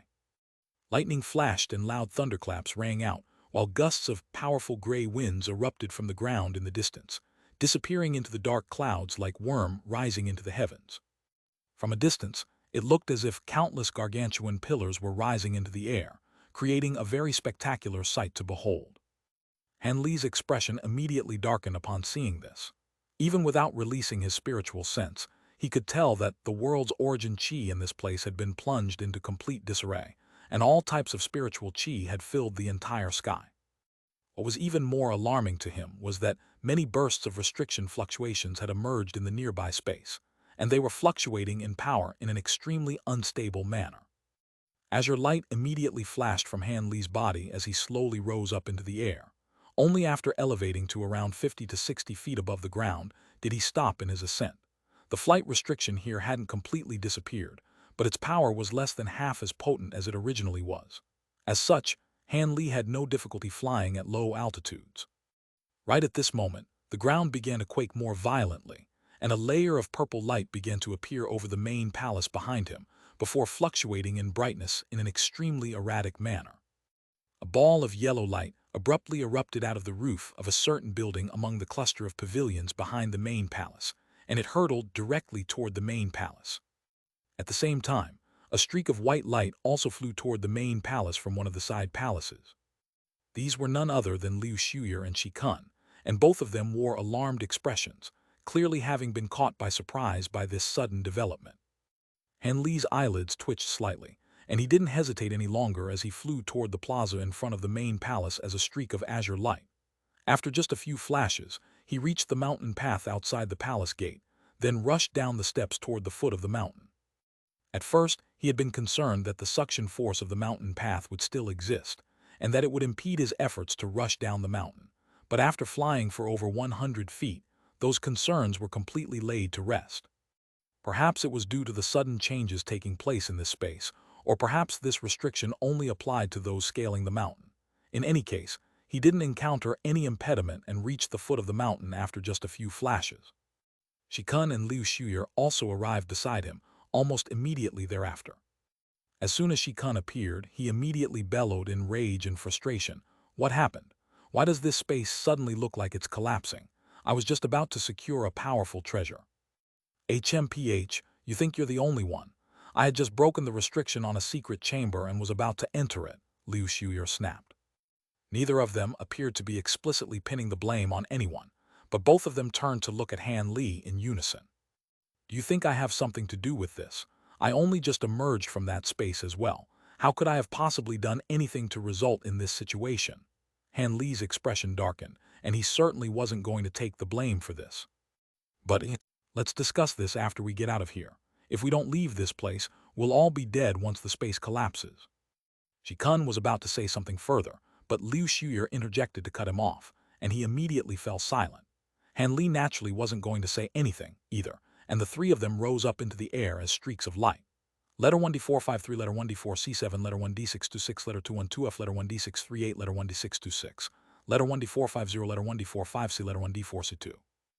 Now that the three of them were flying together, the speed of their flight increased by about twofold, and they reached the stone platform nearby, upon which stood the teleportation formation. The three of them rushed into the teleportation formation at the same time, upon which Han Li raised a hand to cast an incantation seal toward the edge of the formation. The formation released a faint buzzing sound and a flash of bright white light, following which Han Li's trio was instantly completely encompassed within the white light. After the buzzing sound receded and the light faded, the teleportation formation also vanished. A streak of azure light emerged tens of thousands of feet in the air, following which Han Li abruptly emerged. Liu Xiuye and Shi also appeared within 200 feet of him, and none of them said anything as they stared intently down at the massive light hole down below. Lights of different colors were flashing incessantly within the light hole amid a string of rumbling booms, and spiritual light was flashing violently on the edge of the hole, making it look as if it were a volcano that was about to erupt. "Let's go. We can't remain here any longer. That thing's about to blow up, and it'll be extremely perilous for us if we get caught up in the spatial vortex," Han Li said in an expressionless manner. He then flew toward a certain direction without waiting for a response from Liu Xiuye and Shi. Shikun and Liu Shuyer exchanged a grim glance before immediately flying away behind Hanli. At their speed, the three of them instantly covered a distance of several thousands of kilometers in a short time. Right at this moment, an earth-shattering boom erupted from extremely far in the distance behind them. A vast amount of spiritual chi was rapidly being compressed, then exploding violently to release enormous spiritual pressure that almost instantly tore apart the formations that Han Li's trio had set up around the entrance of the restriction. A massive pillar of wind erupted from the ground, then spread outward in all directions, sending gale-force winds sweeping through the surrounding area with a radius of several kilometers. At the same time, powerful spatial fluctuations erupted forth, and even though Han Li's trio was already far away from the scene, they could still clearly sense the devastating aura in that direction. Their expressions changed slightly in unison, and they realized that if they had fled the scene any slower than they did, they could have been in a lot of trouble. This is bad. Those Jiaokai beings are heading toward us, and they're coming really quickly. They're about to get here soon, Liu Shuyer suddenly exclaimed. And Li seemed to have also sensed something at the same time, and a grave look appeared on his face. They've indeed discovered us, and they're using secret techniques to track us. We can't stay here any longer. We have to split up and flee right away. Those Jiaokai beings have remained here for so long, so they must also be plotting something big and may not be that intent on chasing us down if we run away. Seeing as all of them had secured the treasures they had come to the vast glacial realm for, all the three were planning to go their separate ways anyway, so neither of them objected to Han Li's proposal. In that case, I'll be taking my leave. Shikun cupped his fist in a parting salute before flying away as a streak of yellow light. Seeing you again in Cloud City in a few months, Brother Han. Liu Shuyer also bade farewell to him with a faint smile on her face. She then swept a sleeve through the air to summon a palm-sized silver canoe, which elongated to around 10 feet in length in a flash. She gently stepped onto the canoe, and spatial fluctuations erupted as a ball of a 5-colored spiritual light appeared out of thin air before rushing into Liu Shuyer's arms. It was none other than that small winged leopard. After recovering her spirit beast, Liu Shuyer didn't hesitate any longer. Silver light flashed from the canoe beneath her feet, and it appeared several hundred feet away before continuing to hurtle into the distance. Han Li's eyelids twitched upon seeing this, and he made a hand seal, following which a pair of translucent wings appeared on his back amid a loud thunderclap. He gently flapped those wings, and his body shot forth as an azure and white thread of light. After just a few flashes, Han Li covered a distance of several thousand feet and disappeared from view. Right at this moment, a small white snake appeared nearby before vanishing into the light thread, which paused momentarily before hurtling away at full speed. Letter 1D557, letter 1D42B, letter 1D6AT, letter 1D5F2, letter 1D60, 4, letter 1D41E, letter 1D41C, letter 1D698, letter 1D696.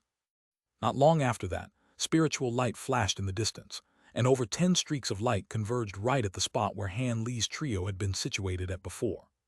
The streaks of light receded to reveal a dozen or so Jiaokai beings, each in different attire. The young man who was leading the group had golden horns on his head and currently wore a dark expression. Those people sure are alert to have gotten away so quickly. To think that they were prowling nearby and went completely unnoticed by us until we triggered their restriction. We definitely can't let them get away with this. Lang Han, by Guo, you two chase down the other two with everyone else. I'll chase after the final person myself, the golden-horned young man instructed through gritted teeth. 2 Jiaokai beings, one male and one female, immediately bowed in unison in response. Leave it to us, Envoy Xu Li will be sure to hunt down our targets. The man appeared to be in his 40s and was very tall and broad. There were dense scales all over his body, and he had a curved blue horn on his head.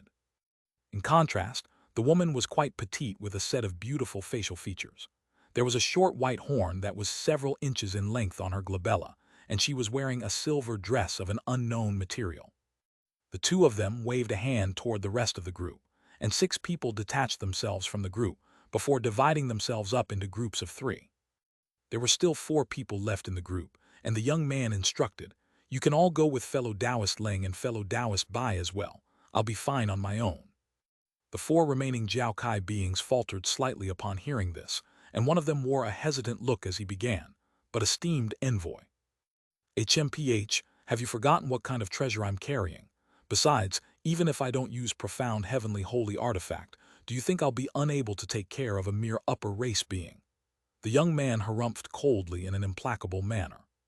The remaining 4 Jiaokai being exchanged a few glances upon hearing this before deciding that this made sense, and they nodded in unison before also splitting up into 2 groups of 2 to join the Leng Han and Bai Guo. Immediately thereafter, the Leng Han and Bai Guo led their respective groups in different directions, speeding away in pursuit of Liu Shuyer and Shi Kun.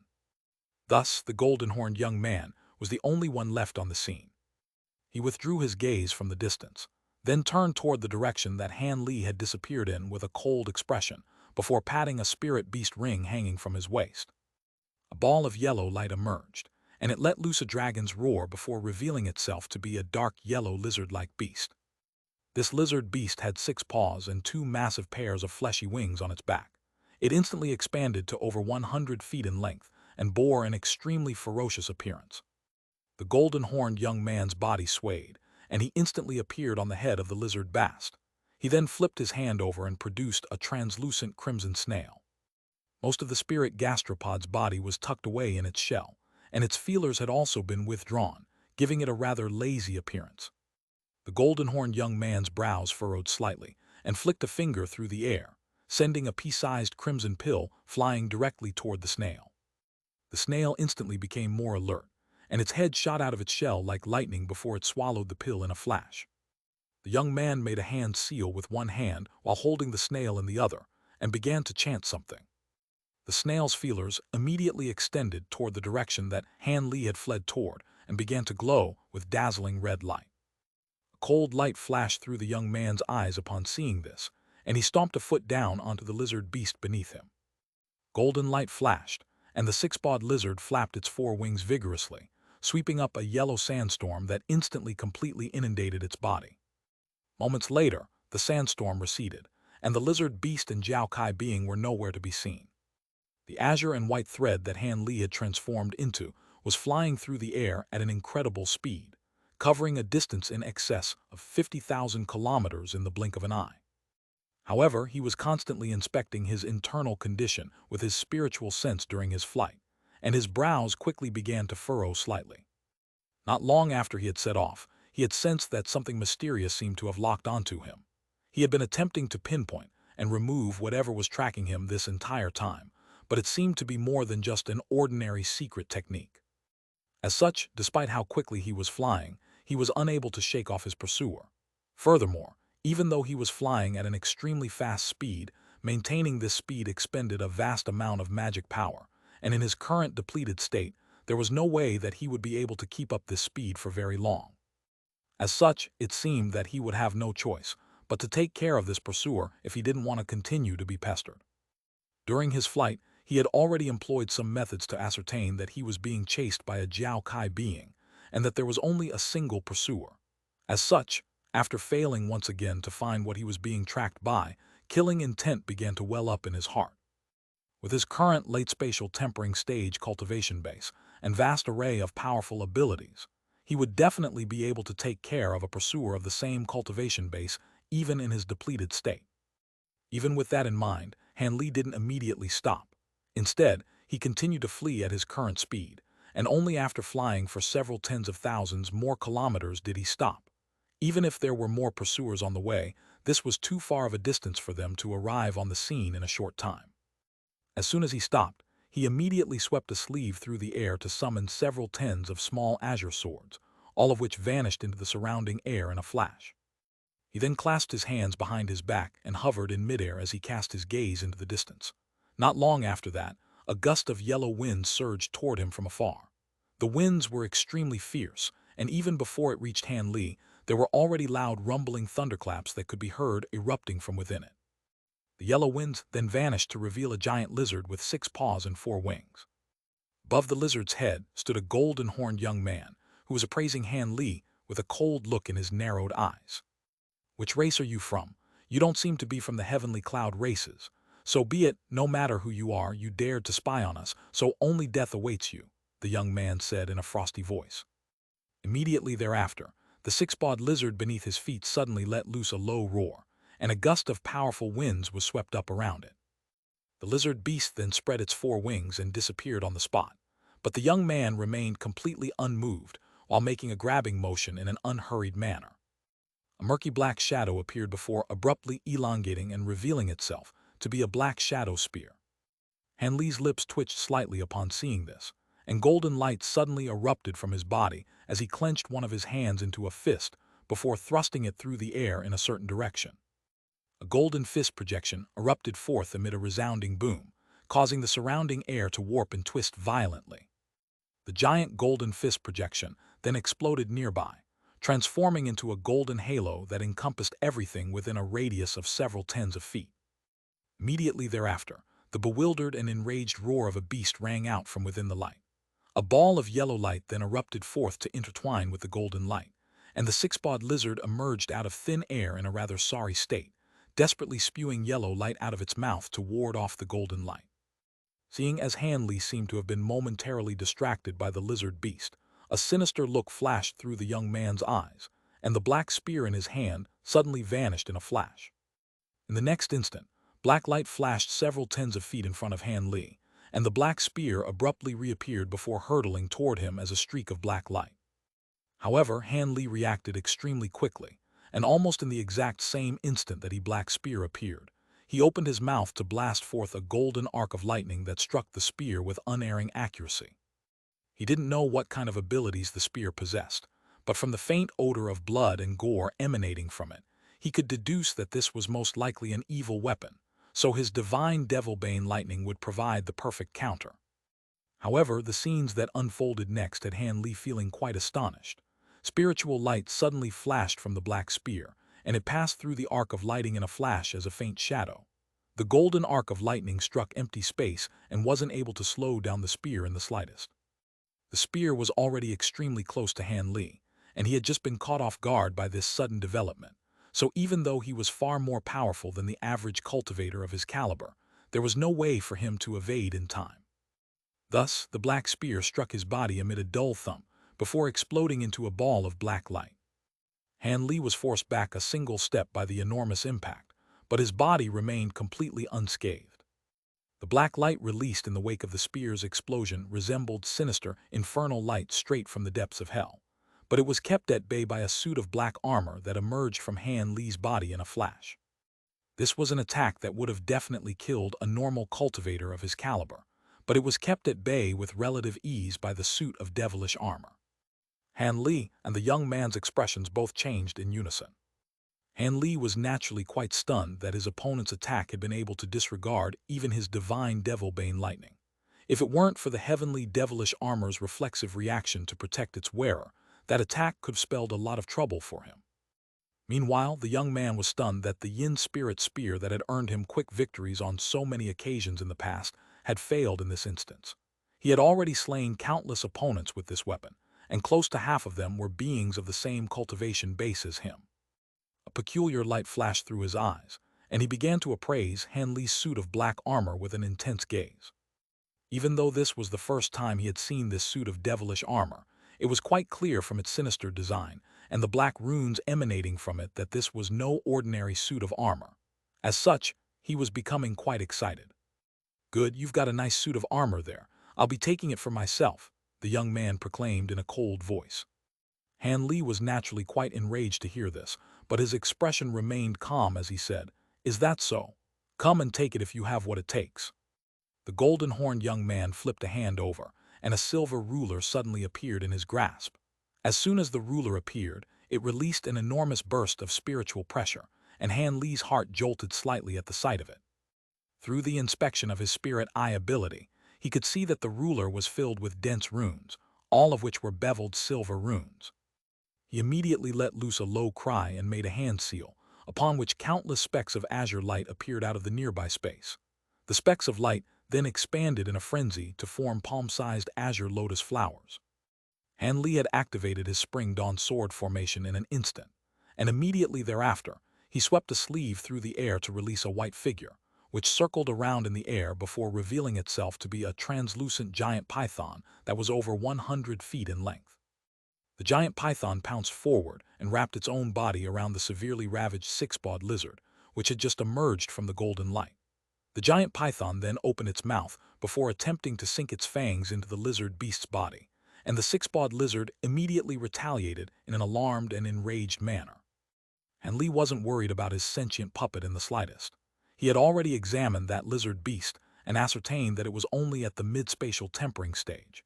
Even though Dahl was only at the early spatial tempering stage, it possessed a pair of ice attribute treasures that greatly enhanced its powers, so it certainly wouldn't be much weaker than the opponent. Furthermore, it possessed the body of a puppet, which gave it a distinct advantage in battle, as its combat prowess wouldn't be hampered at all unless it sustained fatal damage. With his puppet taking care of the lizard beast in his stead, he was able to focus his attention entirely on the young man within his sword formation.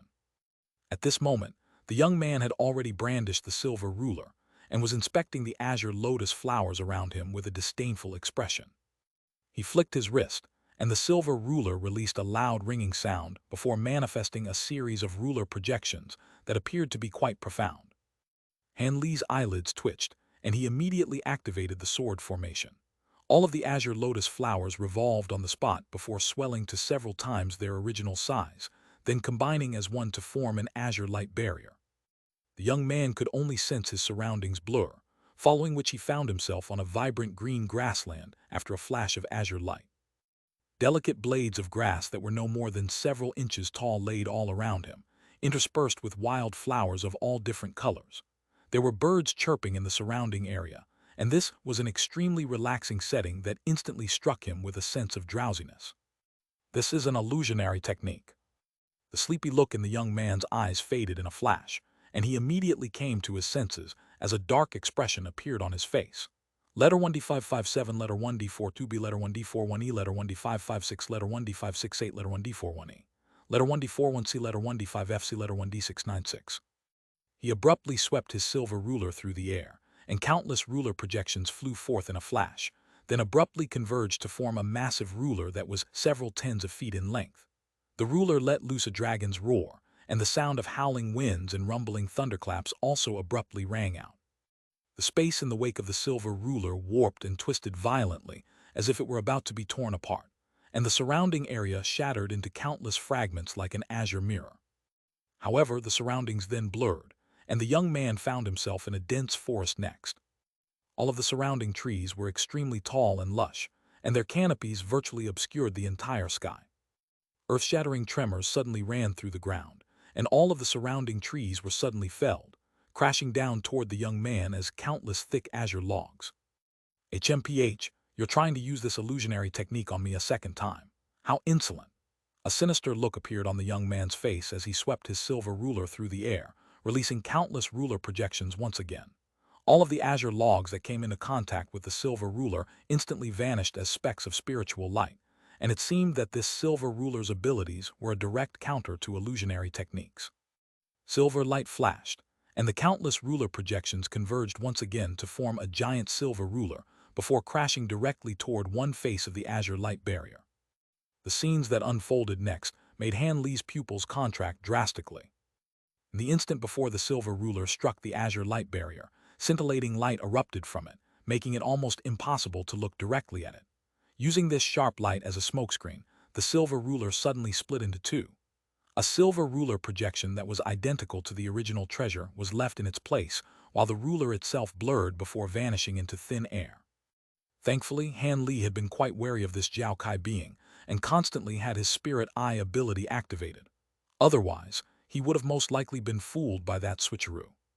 The silver ruler projection struck the azure light barrier amid what appeared to be an extremely violent clash, but at the same time, a burst of virtually undetectable spatial fluctuations erupted several tens of feet above Han Li's head.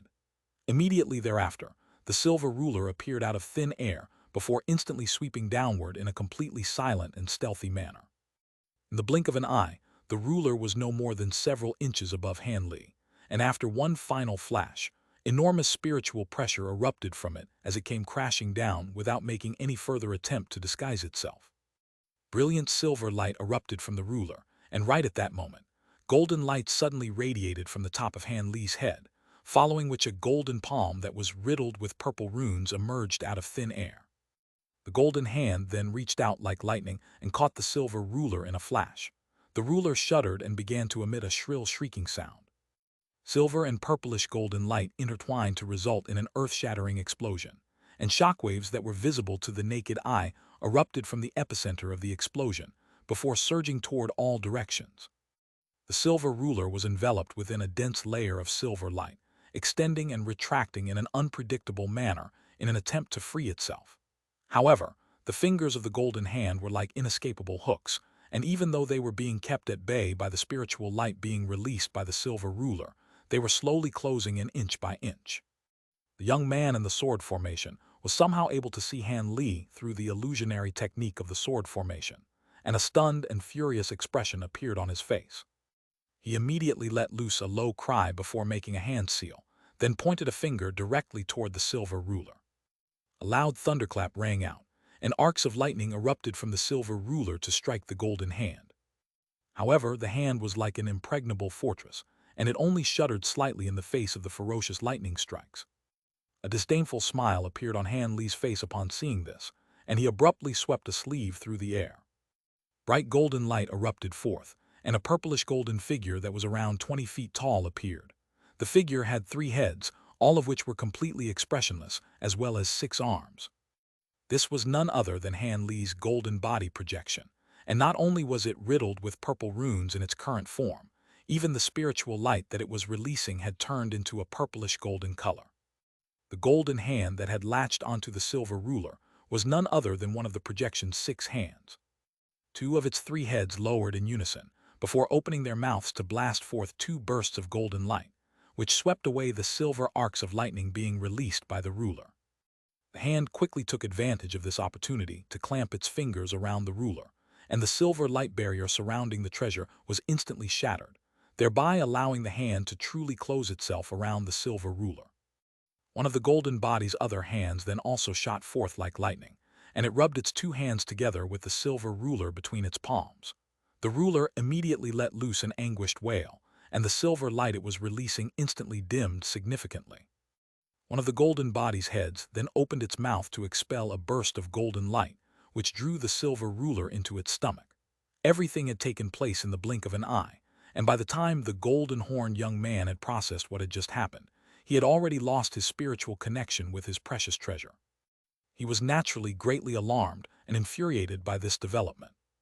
Unbeknownst to the Jiaokai being, Han Li himself was also quite surprised, but his surprise was intermingled with elation rather than fury. He had known that the Provenance golden body would definitely be far more powerful than before after being refined by that mysterious energy, but he didn't think that it would be this powerful. To think that it was now able to steal enemy treasures as if they were nothing more than mere toys. Albeit he had taken advantage of the element of surprise, and the treasure that was taken wasn't his enemy's bonded treasure, but this was still near unheard of. Han Li forcibly repressed his elation as he laid a hand onto the top of his own head, upon which a ball of black light emerged and vanished into the golden body in a flash.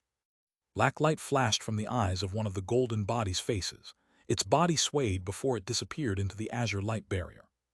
Immediately thereafter, Han Li opened his mouth to expel a ball of silver flames, which also vanished into the barrier in a flash. The golden-horned young man within the sword formation was still rapidly making hand seals with a furious look on his face in an attempt to recover his silver ruler. But upon witnessing what Han Li was doing, his expression changed slightly, and he immediately calmed himself down. He then exhaled as he ceased making hand seals, then let loose a loud cry, upon which a massive shimmering blue projection appeared behind him. This projection was around 50 to 60 feet tall with scales all over its body and a pair of eyes as red as blood.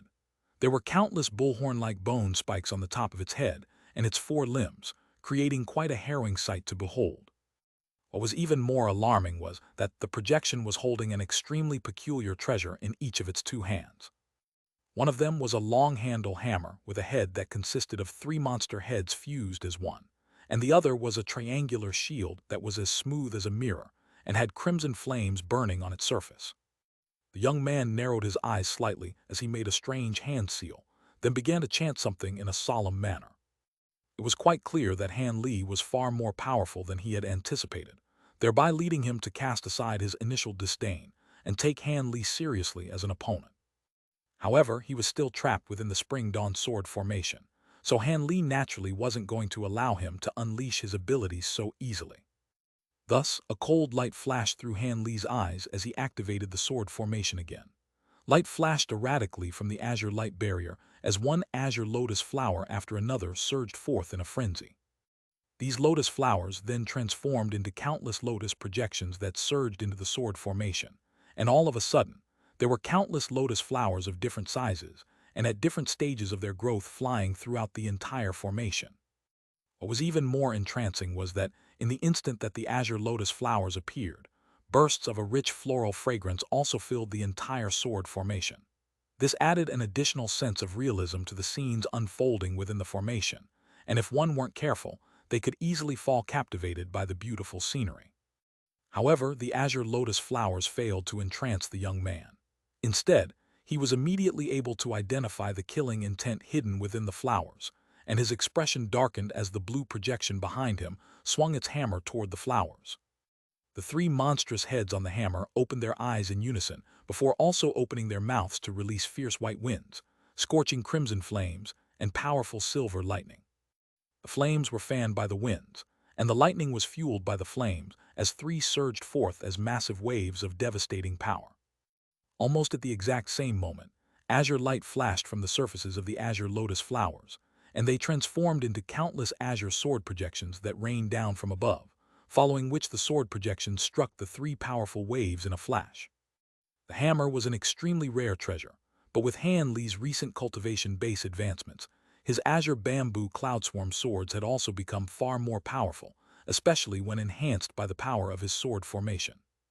Even though these were only sword projections that had been released by the flying swords, they were no less powerful than actual flying swords. Thus, the torrential downpour of sword projections managed to steadily force back the three massive waves.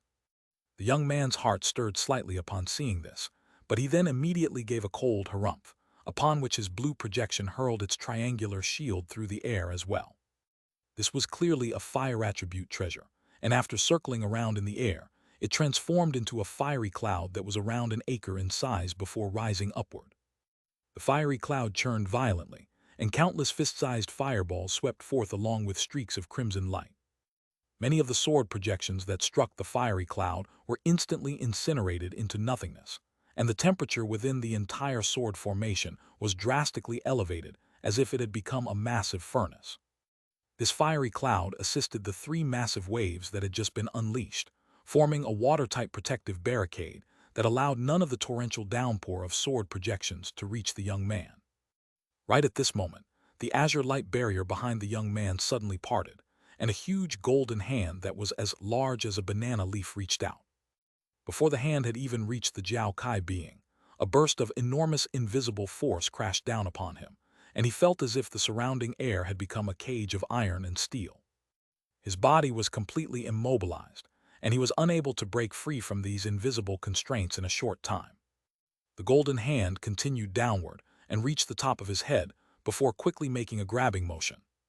At the same time, silver light flashed from another part of the azure light barrier, and a silver fire raven that was around 10 feet in length emerged before opening its mouth to expel a burst of scorching silver flames. In the face of this perilous situation, the Jiao Kai being remained completely unflustered. As opposed to displaying any signs of fear, a cold smile appeared on his face, and he suddenly stopped uttering his incantations as he expelled a burst of seven-colored light out of his mouth. The rainbow light swirled before revealing itself to be a snowy white and translucent small bell. Ding! The bell rang in a pleasant manner, following which an incredible turn of events unfolded. Letter 1D557, letter 1D69B, letter 1D6AT, letter 1D6AT, letter 1D430, letter 1D5F2, letter 1D554, letter 1D428, letter 1D55E. In the instant that Han Li heard this ringing sound, he was suddenly struck by a sense of disorientation. Immediately thereafter, his surroundings suddenly blurred, and he somehow found himself tipped upside down. Not only that, but peculiar scenes were also unfolding within the sword formation. The sword projections that were raining down from above suddenly swerved upward to crash into the azure light barrier amid strings of resounding booms. Meanwhile, the space beneath the giant golden hand warped slightly, and the golden-horned young man abruptly vanished, only to be replaced by the silver fire raven. The golden hand grabbed onto several of the giant bird's thin fiery feathers, and scorching silver flames instantly swept upward to envelop the golden hand. As for the burst of silver flames that the bird had unleashed earlier, it had already gone off in some random direction. Han Li was quite alarmed to see this, and he hurriedly adjusted himself into an upright position. Right at this moment, a clear ringing sound rang out, and the entire sword formation seemed to have been struck by some kind of mysterious force. The azure light barrier twisted and warped before immediately shattering into pieces, and the surrounding space tremored before 72 azure flying swords were revealed. The Spring Dawn sword formation had been broken just like that. The golden body and silver fire raven were rooted to the spot, clearly at a complete loss, and Han Li was also quite stunned. That little bell seemed to possess the legendary ability to invert the heavens. When the bell had first begun to chime, he could sense that it was imbued with a hint of the power of laws. Han Li's expression changed several times in succession, and blue light flashed through his eyes as he instantly swept his gaze over an area with a radius of over 1,000 feet around him. His gaze then suddenly locked onto a patch of empty space, and his pitch-black law-destruction eye abruptly appeared on his glabella. Black light flashed, and a pillar of light that was around as thick as a thumb shot forth in a flash before vanishing into space. A loud boom rang out, and the golden-horned young man stumbled out of thin air in a rather disheveled manner. "That's a law-destruction eye," the young man immediately exclaimed at the sight of Han Li's third demonic eye. He had already donned a suit of blue armor, and as soon as he steadied himself, he swept a sleeve through the air, and the giant blue projection that was wielding the pair of treasures appeared once again. The young man then made a grabbing motion with one hand, and rainbow spiritual light flashed, following which the pristine white bell appeared in his hand. In the instant that the small bell emerged in his grasp, the bewilderment on the Jiao Kai being's face vanished, and he turned to appraise Han Li in an intense manner. Han Li was completely expressionless as he waved a hand toward the golden body and the spirit-engulfing fire raven, following which the two of them abruptly appeared beside him.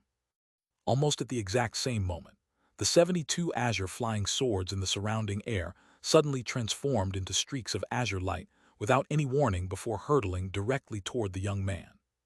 The 72 flying swords reached him in the blink of an eye, almost as if they had teleported through the air before crashing down from above. The speed of the azure bamboo cloudswarm sword was quite alarming to the golden-horned young man, but he remained completely unfazed as he pointed a finger toward the small bell in his hand. The bell chimed, and rings of white ripples surged forth from it, sweeping directly toward the streaks of azure light. As soon as the two clashed, the streaks of azure light flashed before reverting back into flying swords that were around a foot in length each. Immediately thereafter, a few more ripples of light surged through the air, and all of the flying swords were shattered into nothingness. Han Li's expression remained unchanged as he witnessed these unfolding scenes, but his pupils had contracted drastically. He had just ascertained through his spirit eye ability that the white ripples released by the small bells were actually bands of space constructed from countless thin spatial rifts.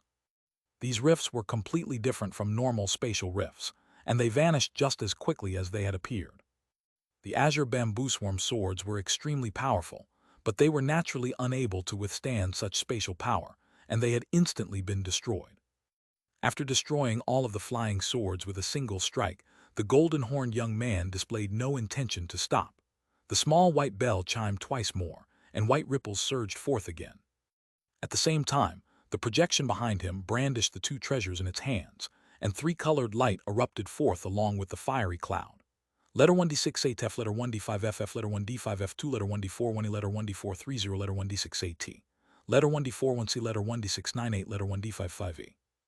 Meanwhile, a sinister look appeared on the young man's face, and he opened his mouth to expel a burst of dense black chi that began to revolve around his body. Harrowing ghostly howls rang out, and countless faint green threads that were emitting an overwhelming stench appeared within the black chi. On this occasion, the golden-horned young man was unleashing several types of abilities at once, clearly with the intention of killing Han Li in one fell swoop. Han Li's heart also jolted upon seeing this. He wasn't particularly concerned about the other attacks, but the spatial attacks being unleashed by that small white bell were quite worrying. However, due to his fact that his magic power hadn't completely recovered, he had no intention of prolonging this battle. As such, he immediately made a decision for how he was going to proceed, and bright purplish golden light suddenly erupted from his golden body at his behest.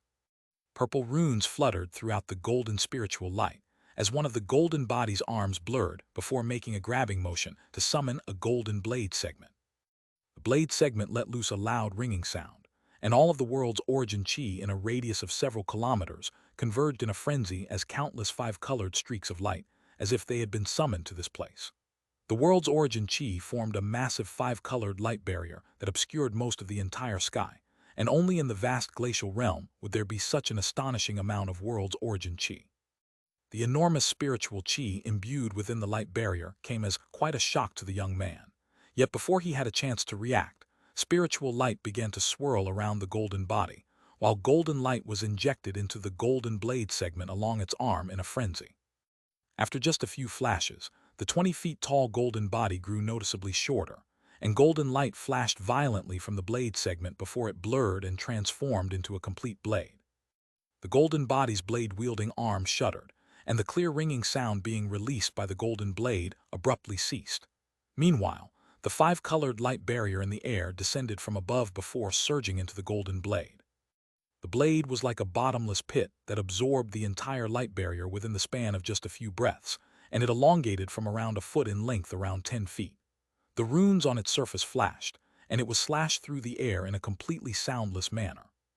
A streak of golden light erupted from the golden blade, and it was initially only several feet in length, but it transformed into a boundless golden wave that swept toward the young man in a flash. The young man was quite stunned by the power of the golden wave, but at this point, there was no way he could try and negotiate a truce with Han Li. As such, he let loose a sharp cry as he pointed a finger in Han Li's direction in a solemn manner. The white ripples, fiery cloud, three-colored light, and black chi immediately swept toward the giant golden wave at his behest. The fiery cloud, black chi, and three-colored light crashed into the golden wave amid a resounding boom, but they were instantly vanquished without being able to last even a single second. However, the white ripples managed to hold their own against the golden light, and a string of explosions rang out as the white and golden light intertwined in a tense impasse. That's a profound heavenly holy artifact. The young man had suspected whether this was the case, but now that the notion had been confirmed, his heart immediately sank.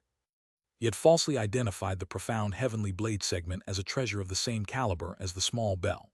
But then again, that wasn't all that preposterous of a comparison. From a pure power perspective, the incomplete blade segment was indeed quite similar to a profound heavenly holy artifact, in that it was only able to emulate and unleash part of a profound heavenly treasure's abilities. At this moment, the young man flicked his wrist and tossed the small white bell into the air before flicking his fingers toward it. The bell chimed several times in succession, and crimson light began to appear over the young man's fingers. Furthermore, his face paled progressively with each and every flick, and after the bell had chimed 7 or 8 times, the young man's face was completely devoid of color. It was quite clear that the small bell required far more energy to fuel than the average person could imagine. Even though this young man was at the pinnacle of the spatial tempering stage, he was still clearly struggling after just a few flicks. However, the effect produced by the ringing of the bell was extremely alarming. In the instant that Han Li heard it chime for the first time, his ears immediately began to ring, and the space around him blurred while his body was almost dragged into space by some kind of power of laws. He was naturally given quite a fright by this sudden development, but he immediately donned his suit of black devilish armor, which released layers of black runes that revolved around him before exploding one after another. Bursts of fierce black winds instantly took shape, forming a burst of enormous invisible power around him that shielded him within. The power of laws was extremely troublesome to deal with, but it could only make those black winds warp and twist without being able to reach Han Li. However, the bell then chimed for the second time, and the black winds were completely vanquished, unable to withstand the power of laws any longer. As the bell chimed for the second time, piercing black light abruptly erupted from Han Li's devilish armor, and the space near the black light blurred as bursts of buzzing sounds rang out. The power of laws was acting directly upon the suit of heavenly devilish armor, causing the black light to sway unsteadily. Han Li had wielded profound heavenly treasures on several occasions in the past, so he was naturally aware of just how fearsome the power of laws was. As such, His expression changed several times in quick succession, and he hurriedly made a hand seal. A thunderclap rang out. An azure and white spiritual light flashed on his back as a pair of translucent wings appeared. Right at this moment, the bell for a third time, and the black light being released by the devilish armor instantly congealed before shattering into countless pieces. Han Li's lips twitched upon seeing this, and he didn't hesitate any longer as he immediately flapped his wings. A loud thunderclap rang out, and Han Li transformed into an azure and white arc of lightning before vanishing on the spot. In the next instant, the space around where he had been standing just a moment ago warped and collapsed as a black hole appeared. Han Li had just barely managed to evade the direct attack unleashed by the bell's spatial power. However, in the instant that the bell chimed for the fourth time, a loud thump rang out from a certain point in space over 200 feet away. A ball of white light appeared out of thin air, following which a figure with arcs of lightning flashing around his body stumbled out of empty space. It was none other than Han Li, who had just vanished into space. His lightning movement techniques had been easily nullified by the power of the bell. Following another melodious chime, Han Li felt the air tighten around him, and he was struck by a rush of dizziness before he was enveloped within the power of laws in an unavoidable manner. The power of laws then fell upon him as a burst of enormous force, immediately following which this force abruptly spread in all directions in an attempt to tear Han Li's body apart. However, right at this moment, Han Li's eyes suddenly widened as he let loose a thunderous roar. Golden light that was as dazzling as that of a scintillating sun erupted from his body, and countless strands of coarse golden fur appeared over his skin. At the same time, his teeth transformed into sharp fangs, and he instantly became a massive golden ape. The ape was around 50 to 60 feet tall, with an extremely ferocious appearance. Its limbs were extremely thick and burly, and seemed to possess boundless strength. The giant ape let loose a violent roar before swinging its four limbs vigorously through the air in unison, and a dull thump rang out, as if something in the air had been broken. A sinister smile then appeared on the giant ape's face as it took a huge stride forward, covering over 300 feet in the blink of an eye, which brought it close to the golden-horned young man. The giant ape then immediately reached out with a huge furry hand, and gusts of fierce winds hurtled directly toward the young man. The golden-horned young man was already astonished by the fact that the attack from his small bell had failed to take effect, and he couldn't believe his eyes at the sight of the giant ape that Han Li had transformed into. The massive ape then abruptly appeared beside him before unleashing a vicious attack, and he was caught completely off guard with no time to use the small bell again. He wasn't familiar at all with Han Li's giant ape transformation, but the fact that it was able to break free from the power of laws with its physical body alone naturally revealed to the young man that it was extremely powerful. As such, the young man had no choice but to hurriedly make a hand seal, upon which the brilliant light erupted from the blue projection behind him, and it reached out with both hands to conjure up a pair of giant blue blades.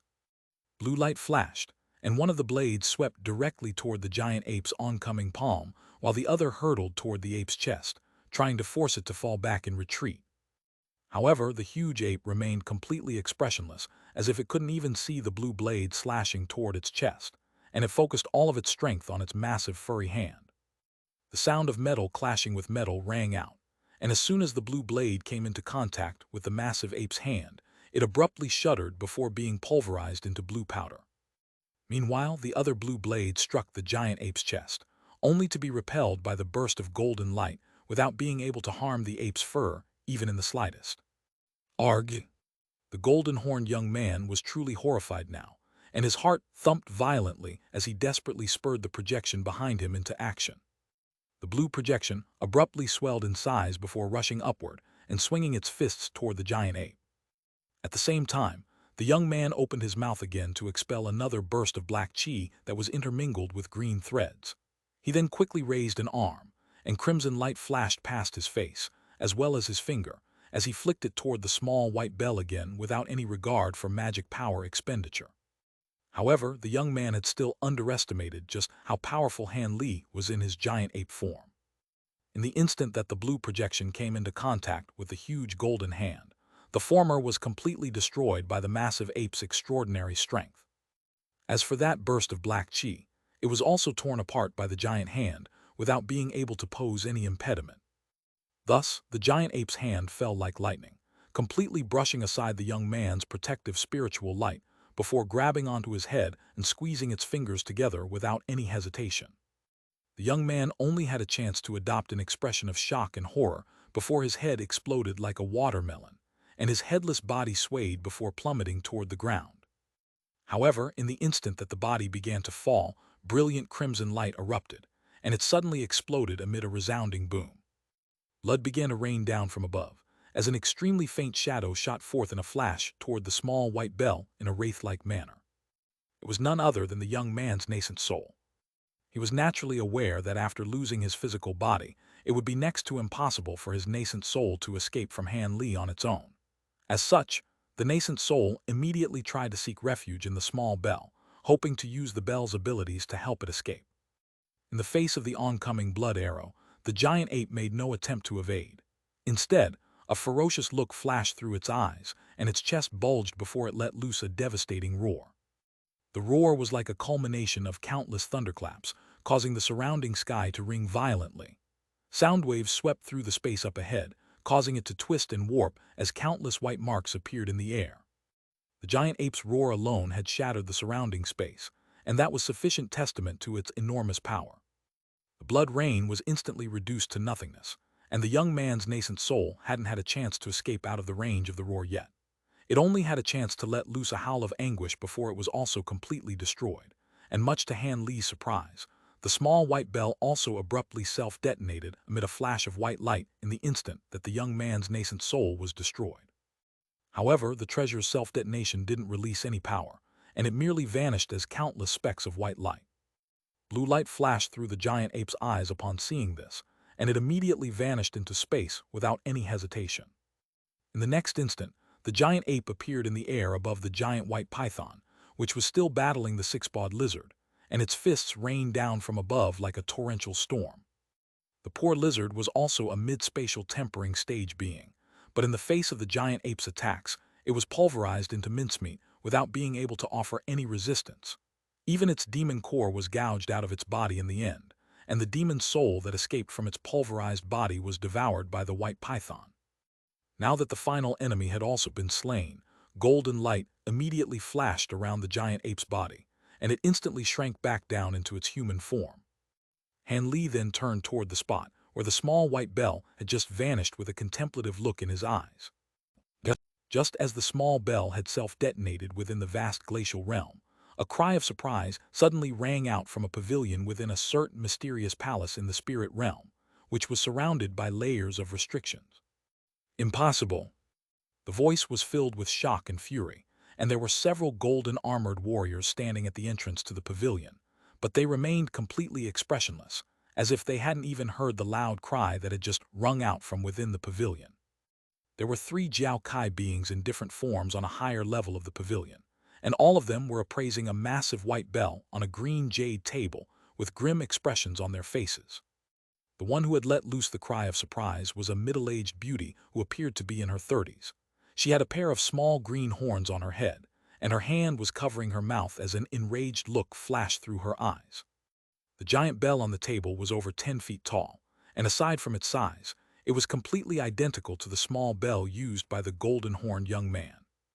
On the ground beneath the table, there were 5 shimmering golden miniature formations, and 4 of the formations were completely empty, with only a white ball of light hovering above the formation that was closest to the giant bell.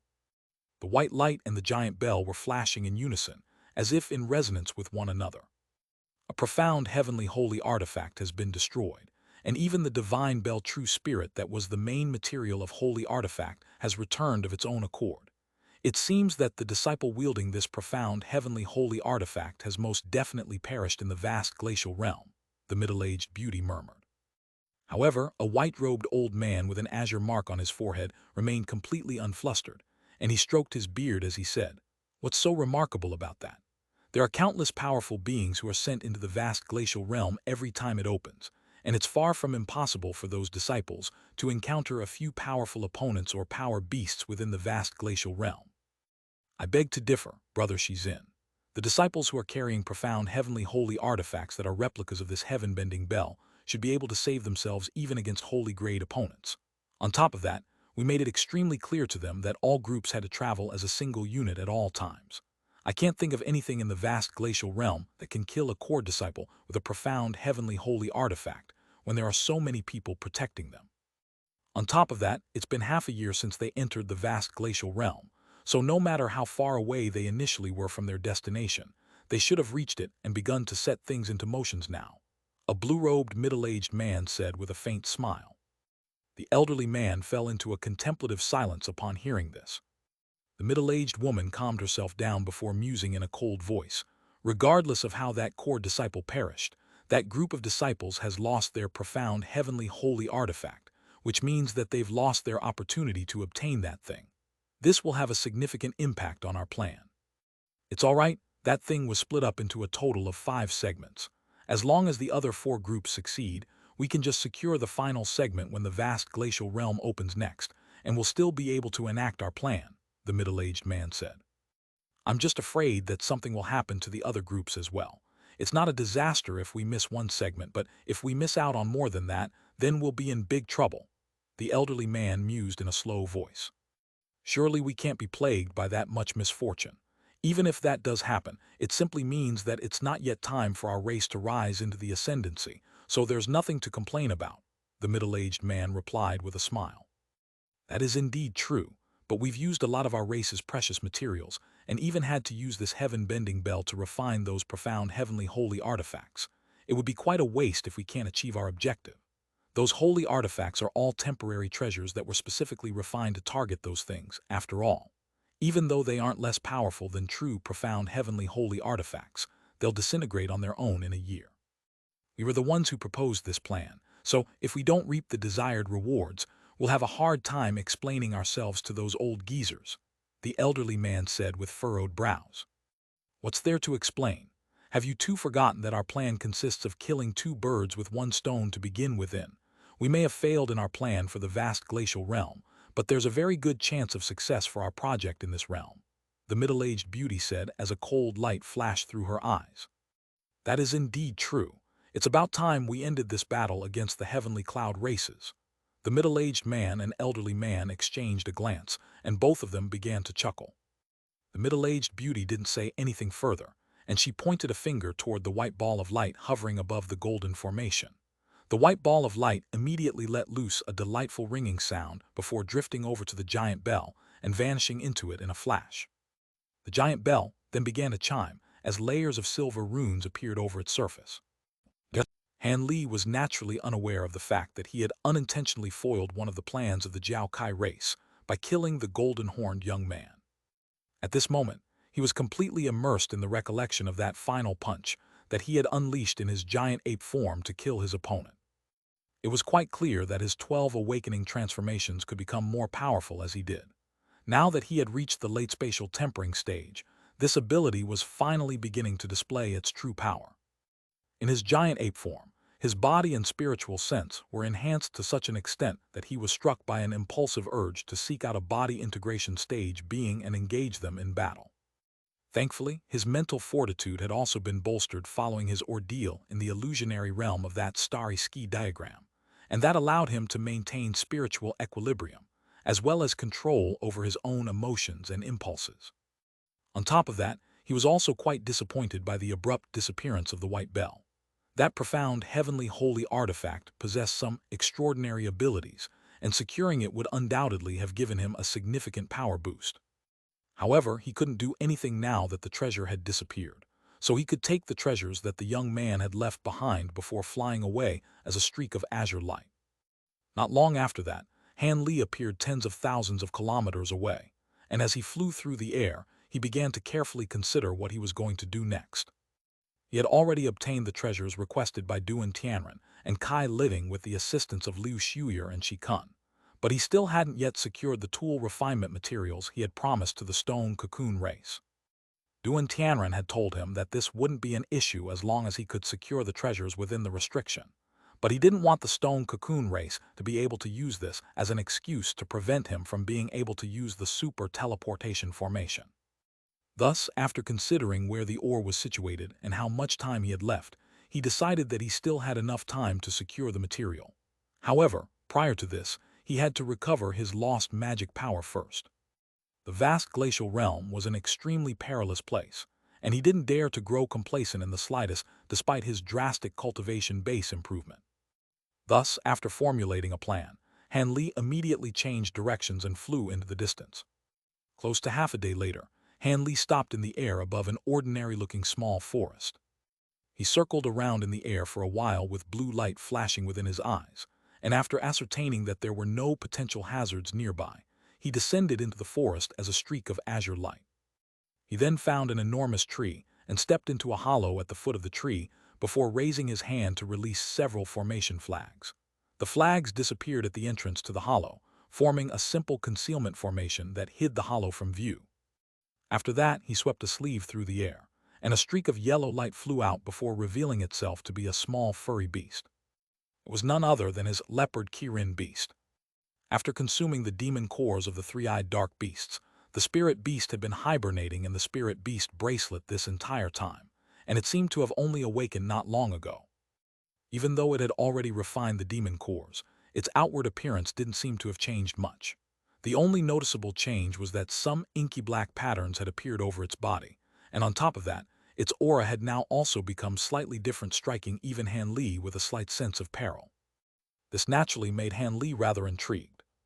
Even though Han Li couldn't see any apparent changes in the leopard Kirin beast, the fact that he was sensing a threat from it naturally meant that it had definitely undergone some kind of transformation. Unfortunately, he didn't have time to carefully analyze the beast, and he would have to wait until he left the vast glacial realm before conducting a thorough examination. With that in mind, Han Li issued the leopard Kirin beast an instruction using his spiritual sense, then sat down with his legs crossed and began to meditate. He hadn't recovered much of his magic power to begin with, and after that battle with the golden horn Jiao Kai being, he was almost completely spent. Hence, Han Li stayed in the tree hollow for 7 days, and only then did he manage to recover close to 90% of his magic power. He had naturally intended to fully recover all of his magic power before continuing in his journey, but at around noon of the 8th day, the leopard Kirin beast suddenly let loose a low snarl, immediately jerking Han Li out of his meditative state. His eyes abruptly sprang open, and he could sense chaotic spiritual chi fluctuations surging through the nearby area.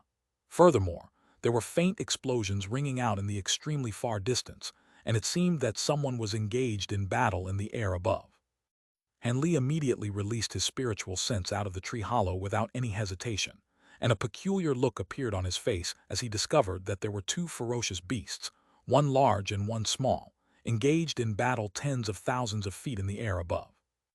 As they battled, the larger of the 2 beasts was pursuing the smaller beast, the latter of which was a beast that was only around 10 feet in size with shimmering golden fur and a pair of inky black eyes. This was none other than the dark beast monarch that Han Li had seen earlier in the dark beast forest, the very same one that was being hunted down by its own brethren. This dark beast monarch was now in an even sorrier state. Not only were there charred sections on its body that were devoid of fur and skin, most of its thin and long tail had somehow been severed. Even so, it was still just as ferocious as ever, relentlessly blasting golden blades of wind toward its pursuer as it fled up ahead as a golden streak of light. As soon as the golden blades of wind erupted from its mouth, they extended to several feet in size, then covered a distance of several hundred feet in a flash before crashing downward with vicious force. However, the larger of the 2 beasts completely disregarded the golden blades of wind, relying on the spiritual light that was glowing around it to repel these attacks. Its defensive abilities were truly astonishing. This beast was over 100 feet in length, and it was a strange beast with the body of a worm and the head of a pig. Its head was snowy white while its body was of a shimmering blue color, and its aura was even more powerful than that of the dark beast monarch, so it was no wonder that the latter was fleeing from it. Han Li stowed the leopard Kirin beast up his sleeve, and azure light flashed from his body as he held his breath. The 2 beasts had most of their attention focused on one another, so neither of them noticed Han Li lurking down below. Moments later, the 2 of them vanished into the distance, and only then did Han Li withdraw the azure light around him as he furrowed his brows slightly. Why did that dark beast monarch come all the way here? He was naturally a little perplexed, but with his current powers, he certainly wasn't fearful of those 2 beasts. However, he naturally wasn't eager to draw unnecessary trouble to himself, either, which was why he chose to remain hidden.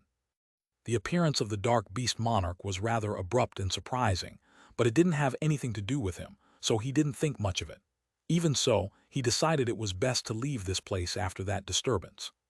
After all, the remnant auras left behind by the two beasts as they passed through this area was quite powerful, and it could easily attract nearby beasts to the area.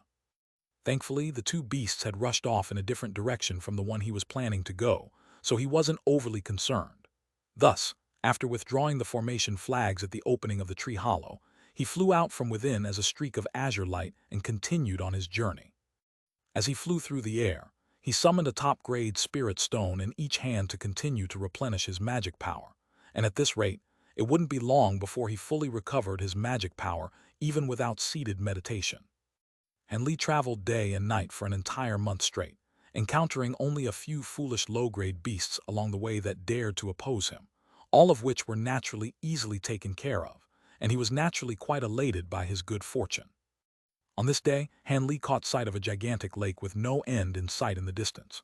The surface of the lake was as blue as the sea, and there was not a single cloud in sight, creating a captivating sight to behold. A faint smile appeared on Han Li's face at the sight of this lake, and at the same time, he carefully released his spiritual sense toward the lake. If he weren't mistaken, he would be reaching his destination soon. Moments later, he withdrew his spiritual sense and began to fly over the lake. Several hours later, a hint of surprise had appeared on Han Li's face. This lake was far more massive than he had originally envisioned, and even after flying for so long at his incredible speed, there was still no end to the lake in sight. If it weren't for the fact that all of the correct landmarks had appeared along the way, he would have most likely been led into believing that he had accidentally stumbled upon an unknown sea. What was even more unsettling to Han Li was, during these past few hours, he detected barely any beasts in the lake aside from some ordinary fish. The few lake beasts that he did encounter were all low-grade beasts that were very adept at concealing themselves, and all of them were hidden in a completely stationary manner on the lake bed. If it weren't for his powerful spiritual sense, it would have been very difficult for him to detect them. A hint of wariness began to appear in Han Li's eyes, and many thoughts also quickly flashed through his mind. This was not an unfamiliar scenario to him. It was most likely the case that there was an extremely powerful beast in the lake that had startled all of the other low-grade beasts away. The stone cocoon race had told him that this area was very safe and devoid of powerful beasts, but that was only the case on the last occasion that the vast glacial realm had opened. So many years had passed since then that it wouldn't be any surprise to Han Li if a powerful beast had taken over this area. With that in mind, he became rather hesitant. Was it really worth taking this risk to secure the tool refinement materials for the stone cocoon race? After all, even if he didn't make this trip, Duan Tianren had assured him that he would help Han Li gain access to the super teleportation formation. With his lofty status in the vast glacial realm, he most likely wouldn't lie about something like this. However, there was always a possibility. Furthermore, he had already traveled so long to get here, and he was rather reluctant to simply turn back after coming this far. Thus, an indecisive look appeared in his eyes, and he gradually began to decelerate. Right at this moment, a black spot appeared in the distance, and it expanded further and further in Han Li's field of view before revealing itself to be a massive island. Han Li's eyes narrowed slightly upon seeing this, and he stopped in midair as he looked on from afar. This island appeared to be close to 1,000 kilometers in size, and there were two mountains on the island, one tall and one short, that were situated next to and connected to one another. The taller mountain was over 100,000 feet tall and was completely gray, with most of the mountain completely devoid of any greenery. The shorter of the two mountains was around 30,000 to 40,000 feet tall, and it was filled with lush greenery. "Looks like this is the place," Han Li murmured to himself. His gaze quickly fell upon the gray mountain, and he appraised it in an intent manner. The shape of the island was virtually completely identical with the one on the map, and the precious material requested by the stone cocoon race was a type of unique ore that could only be found on the tall gray mountain. This ore could only be sourced in the vast glacial realm, and it seemed to be quite important to the stone cocoon race. Just as Han Li was inspecting the island, his expression suddenly changed, and he abruptly swept a sleeve through the air to send a small azure sword hurtling forth in a flash. Almost at the exact same moment, a pillar of water suddenly erupted from the placid mirror-like surface of the lake before hurtling directly toward Han Li. Azure light flashed, and the pillar of water was parted by the streak of sword chi. A strange cry rang out, and a strange fish that was concealed within the pillar of water was also sliced in half by the sword chi, sending green blood raining down from above. Han Li lowered his head, and blue light flashed through his eyes as he appraised this strange fish, to find that it was only around a foot in length with a green body and a pair of wings on its back. Upon closer inspection, Han Li could see that its head resembled that of a venomous snake, and there were a pair of claws on its abdomen that were so thin that they were barely visible. Han Li's eyelids twitched, and he was suddenly struck by the feeling that he had heard of this type of strange fish from somewhere. However, he was unable to immediately recall the exact details. All of a sudden, an alarming turn of events unfolded. As soon as the carcass of the strange fish fell into the lake, a myriad of loud cries suddenly rang out within a radius of several feet. Countless pillars of water erupted from the lake before revealing a series of the same strange fish of different sizes, all of which were hovering in midair and appraised Han Li with completely expressionless eyes. These fish were completely identical to the one that he had just slain, except these ones were shimmering with spiritual light of all types of different colors. Flying rainbow fish, Han Li exclaimed as he finally recalled the origin of these strange fish. Back when he was in the holy city of the Tian Peng race, he had seen records regarding this fish by chance in a very ancient tome. These strange fish had a very pleasant name, but in ancient times, they were extremely polarizing creatures that were both loved and hated by foreign beings that dwelled in the sea. These foreign beings loved these strange fish as their inner core was the main ingredient for an extremely rare type of ancient pill that was known as the rainbow pill. Rainbow pills were special pills that were specifically fed to primordial spirit insects, and it was said that consumption of these pills would allow the spirit insects to mature in advance, and that even mature spirit insects that took them had a certain probability of evolving once again.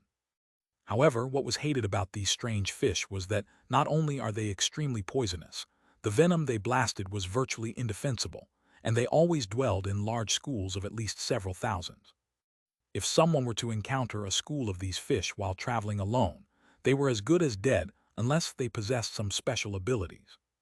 However, these strange fish had already gone extinct in ancient times, and records of them only existed in some ancient tomes. Never did Han Li think that he would encounter these strange fish here in the vast glacial realm, and at the same time, he finally understood why all of the high-grade beasts in this lake had disappeared. They must have either been devoured by these fish or fled in horror. Of course, these flying rainbow fish were indeed quite powerful, but the value of their inner cores far outweighed their powers, which was why they had been hunted into extinction so quickly by powerful beings in primordial times. Han Li was truly very surprised to encounter these strange fish here, and even though the records on the ancient tome had stated that the venom of these fish was extremely fearsome, Han Li was rather skeptical about these claims. Thus, he immediately waved a hand through the air, and a gray light barrier appeared before him.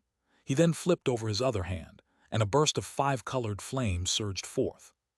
The two intertwined with one another to form a light barrier that shielded him within, and immediately thereafter, he swept a sleeve through the air, upon which several tens of small azure swords shot forth in a frenzy.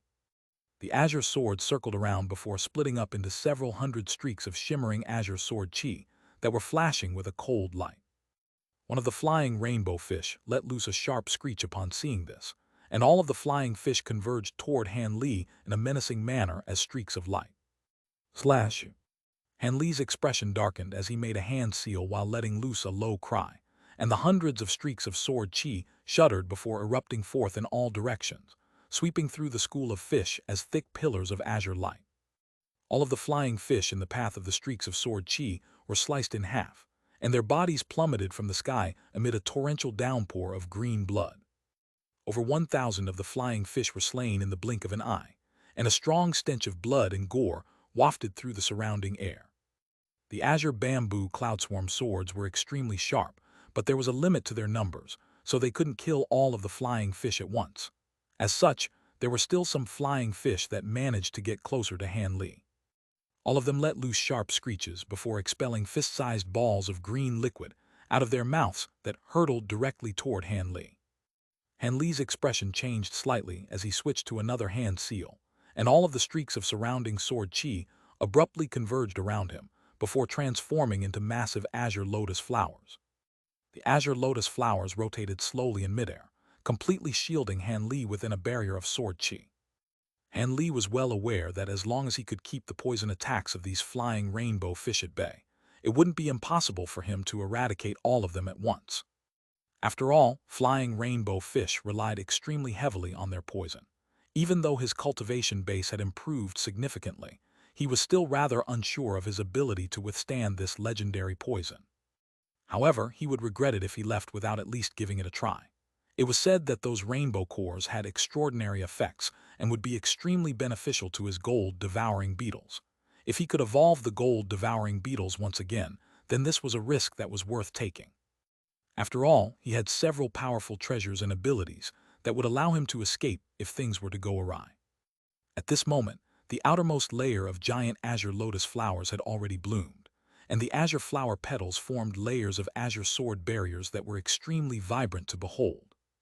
The green liquid struck the seemingly airtight barrier formed by the lotus petals, and plumes of smoke began to rise up into the air, following which holes of different sizes appeared on the barrier.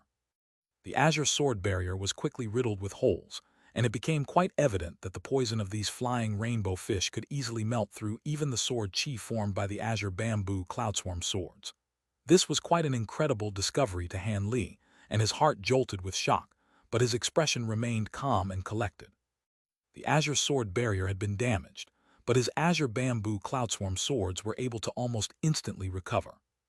Right at this moment, Han Li made a hand seal before releasing a burst of 5 colored flames from his pristine white hand, and as soon as the green liquid came into contact with the 5 colored flames, the latter was also melted away. A grim look finally appeared in Han Li's eyes as he switched to another hand seal yet again, and 5 colored flames flashed before beginning to rotate at an incredible speed. The flames formed a 5-colored tornado that repelled many of the oncoming balls of green liquid, but there were simply too many flying rainbow fish in the surrounding area, and there seemed to be no end to the poisonous liquid that they were expelling. The 5-colored flames had been unleashed to their full power, but they were still whittled down into nothingness, revealing the innermost gray light barrier around Han Li. The green liquid gushed forth, and a loud sizzling sound rang out. Han Li's eyelids twitched violently, and he abruptly let loose a cold harumph as he opened his mouth to expel a fist-sized ball of silver flames. The silver flames glowed with scintillating light before expanding to around 10 feet in size, then transformed into a huge fire raven. Go, Han Li pointed forward without any hesitation, and the silver fire raven spread its wings and raised its head before letting loose a loud cry. It then flew directly out of the gray light barrier, and all of the green liquid that struck its body instantly evaporated into mist of different colors, as if it had met the bane of its existence, leaving the massive fire raven completely unscathed.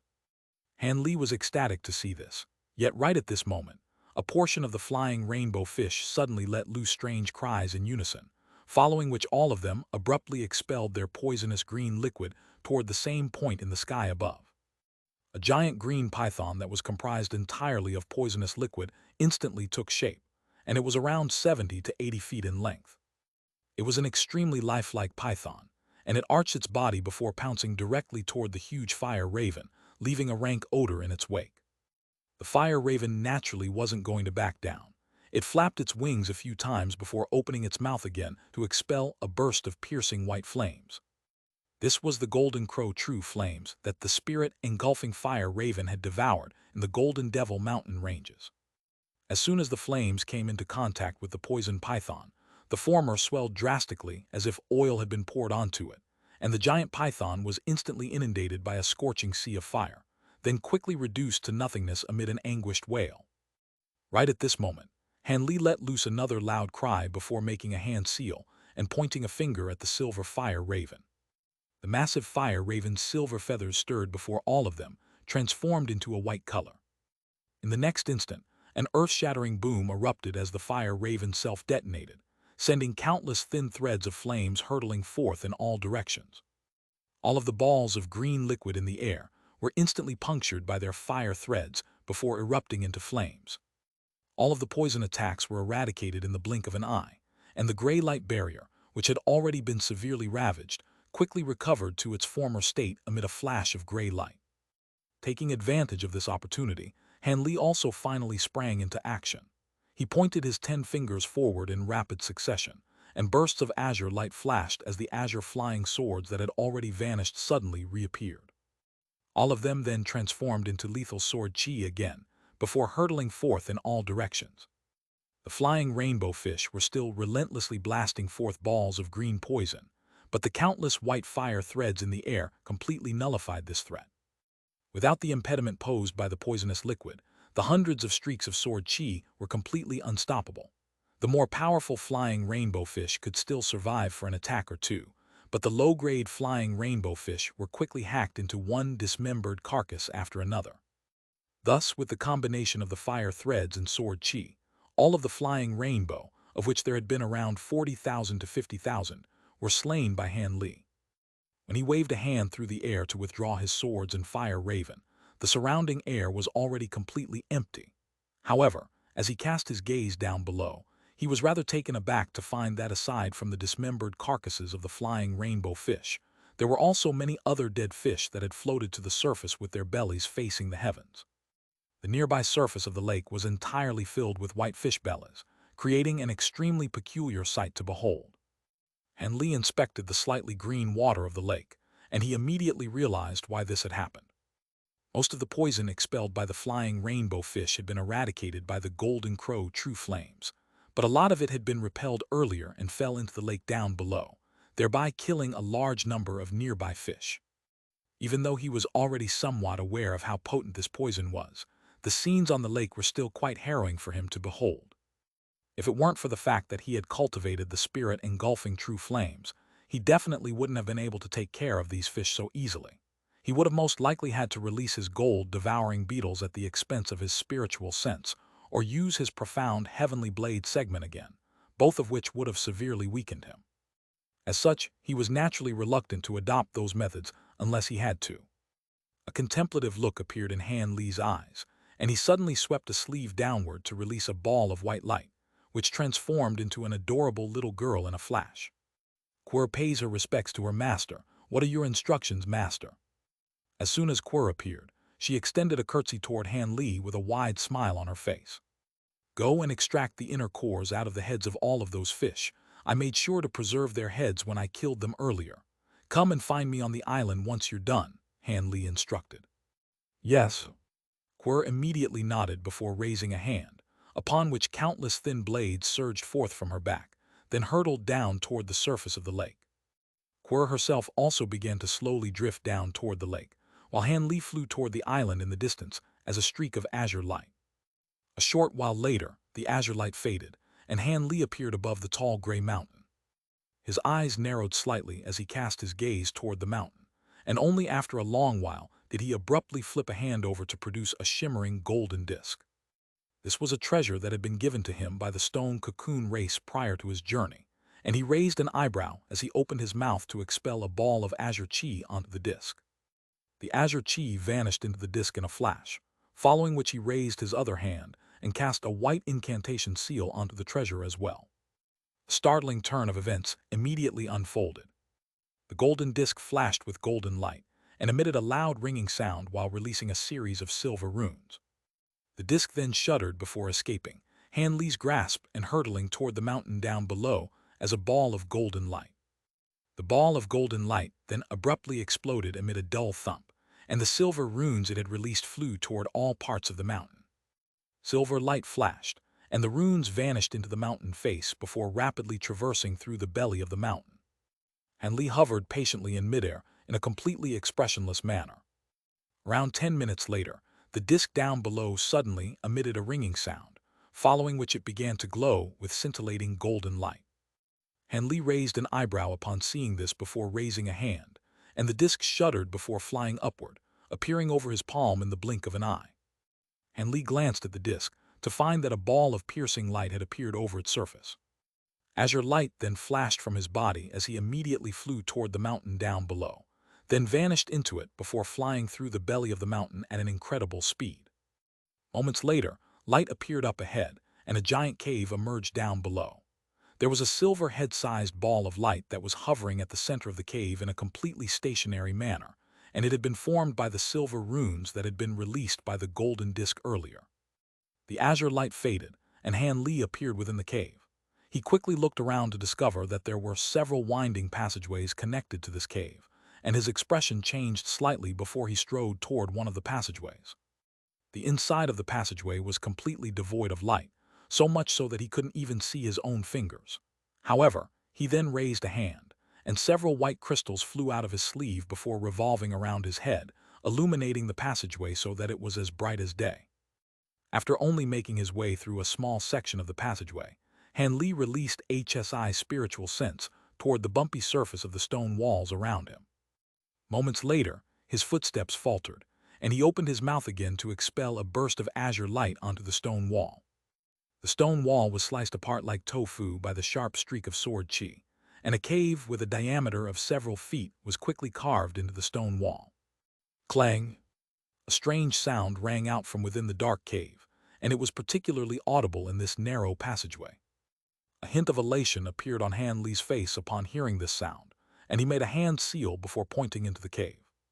A small azure sword shot forth, puncturing through an unknown piece of purplish-black ore. This really is the place. There's quite a bit of this ore here. It'll take me a few days if I want to excavate all of it. Han Li raised his hand to withdraw the flying sword before catching the piece of ore in his hand and giving it a thorough inspection. He naturally wasn't going to remain here and mine the ore himself.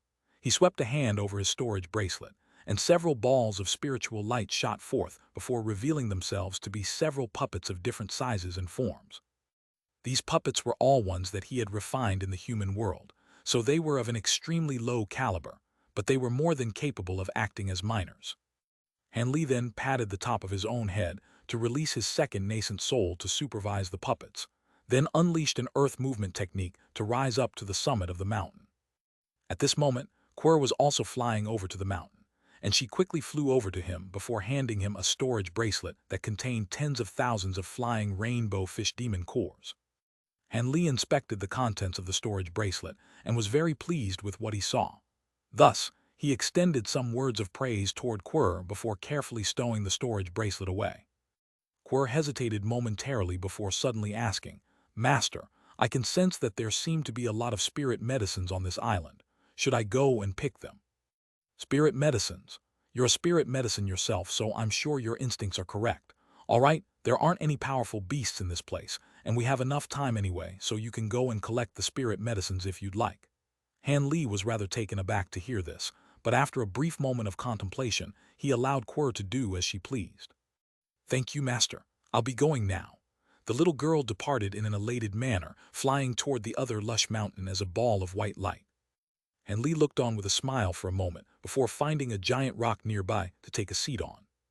He then swept a sleeve through the air, and a dozen or so formation flags of different colors shot forth before vanishing into the surrounding air after just a few flashes. A five-colored light barrier appeared to encapsulate the entire mountain peak, but it then abruptly vanished in a flash. From a distance, it didn't seem as if anything in the surrounding area had changed, but Han Li had vanished from sight. After setting up the restriction, he made a hand seal, and bright golden light erupted from his body, following which a golden figure appeared behind him. It was none other than the Provenance projection. Han Li pointed a finger at the projection, and purple runes immediately flashed over its body, following which it manifested into a golden body that stood in a stationary manner in front of him. Han Li narrowed his eyes slightly and inspected the golden body for a long while before suddenly waving a hand toward it. One of the three heads of the golden body opened its mouth to expel a silver ball of light, within which was the silver ruler that belonged to the deceased golden-horned young man.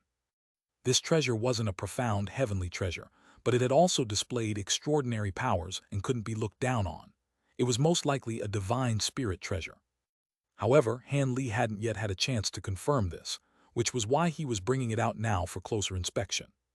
The silver ruler was drawn into his grasp in a flash, and he stroked the surface of the ruler with his fingers while slowly closing his eyes to seep his spiritual sense into it. His expression remained placid, and after an indeterminate period of time, he abruptly opened his eyes. This chaotic origin ruler was indeed a divine spirit treasure, and all he had to do to be able to control this treasure was to cultivate the artifact imprint technique recorded within the treasure. Azure light flashed from his hand as he injected bursts of pure spiritual power into the ruler, and in the next instant, it let loose a long cry before shuddering as it abruptly expelled a silver light barrier. Rows of ancient text appeared on the light barrier, and Han Li's eyes flashed as he memorized the artifact imprint technique of the chaotic origin ruler, then flicked his wrist, and the treasure vanished in a flash along with the light barrier. He then withdrew his golden body, as well before making a hand seal, and began to cultivate the chaotic origin ruler's artifact imprint technique. Time passed by in the flash, and 3 days flew by in the blink of an eye. With Han Li's current cultivation base at the pinnacle of the spatial tempering stage, it naturally didn't require as much time for him to refine this ruler as it did for the Heaven Void Cauldron. Within the short span of 3 days, he successfully cultivated the treasure's artifact imprint technique before fusing it into his own body. During this time, the puppets down below had also almost finished mining the unknown ore in the mountain, and he would complete his mission after about another day. Quirrell had also collected many spirit medicines from the island during this time, some of which were extremely rare in the spirit realm. This was quite a pleasant surprise. After exploring for a day or two without encountering any hazards, Quirrell had become a lot braver and had begun collecting some of the extremely obscure spirit medicines growing on the nearby lake bed. Han Li had been at a critical juncture in his cultivation of the artifact imprint technique at the time, so he had only extended some words of caution toward her via voice transmission before letting her go. However, had naturally left a wisp of his spiritual sense on her in case any mishaps were to occur. As it turned out, his cautionary measures were warranted, and around half a day after he had finished cultivating the artifact imprint technique, he suddenly sensed something while he was meditating, and a cold expression appeared on his face. All of a sudden, he flew out of the restriction as a streak of azure light before hurtling toward a certain direction, vanishing into the distance after just a few flashes. Meanwhile, there were 3 streaks of light flying through the air in an extremely panicked manner, several hundred kilometers away from the island. One of them was a ball of white light that contained a small figure. It was none other than Quirrell. Several kilometers behind them were 4 strange triangular battle carriages that were giving chase in hot pursuit. Each carriage was only several tens of feet in size, and their surfaces were riddled with patches of green rust.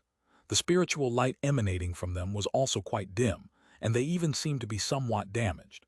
However, they were extraordinarily fast and could cover a distance of several hundred feet with each and every flash. Quirrell was quite adept in movement techniques, but she was slowly being chased down. As for the other 2 people with her, they were even faster and could just barely maintain the distance between themselves and the flying carriages. Kukuku, fellow Taoist Yue, you've already expended far too much energy during the last battle. How far do you think you'll be able to go even if you burn your latent potential like this?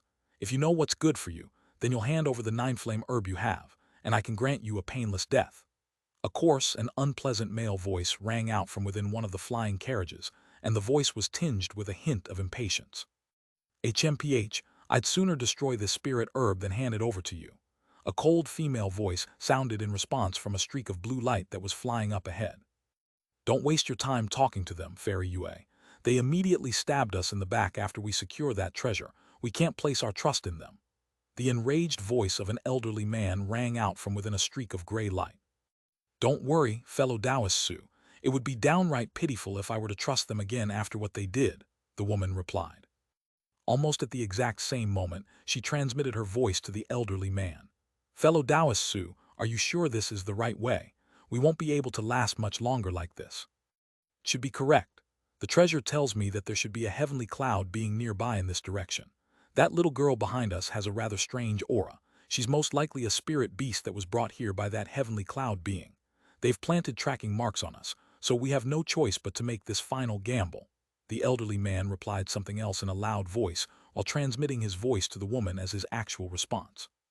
The woman heaved a faint sigh upon hearing this and fell silent as she flew on ahead as quickly as she could.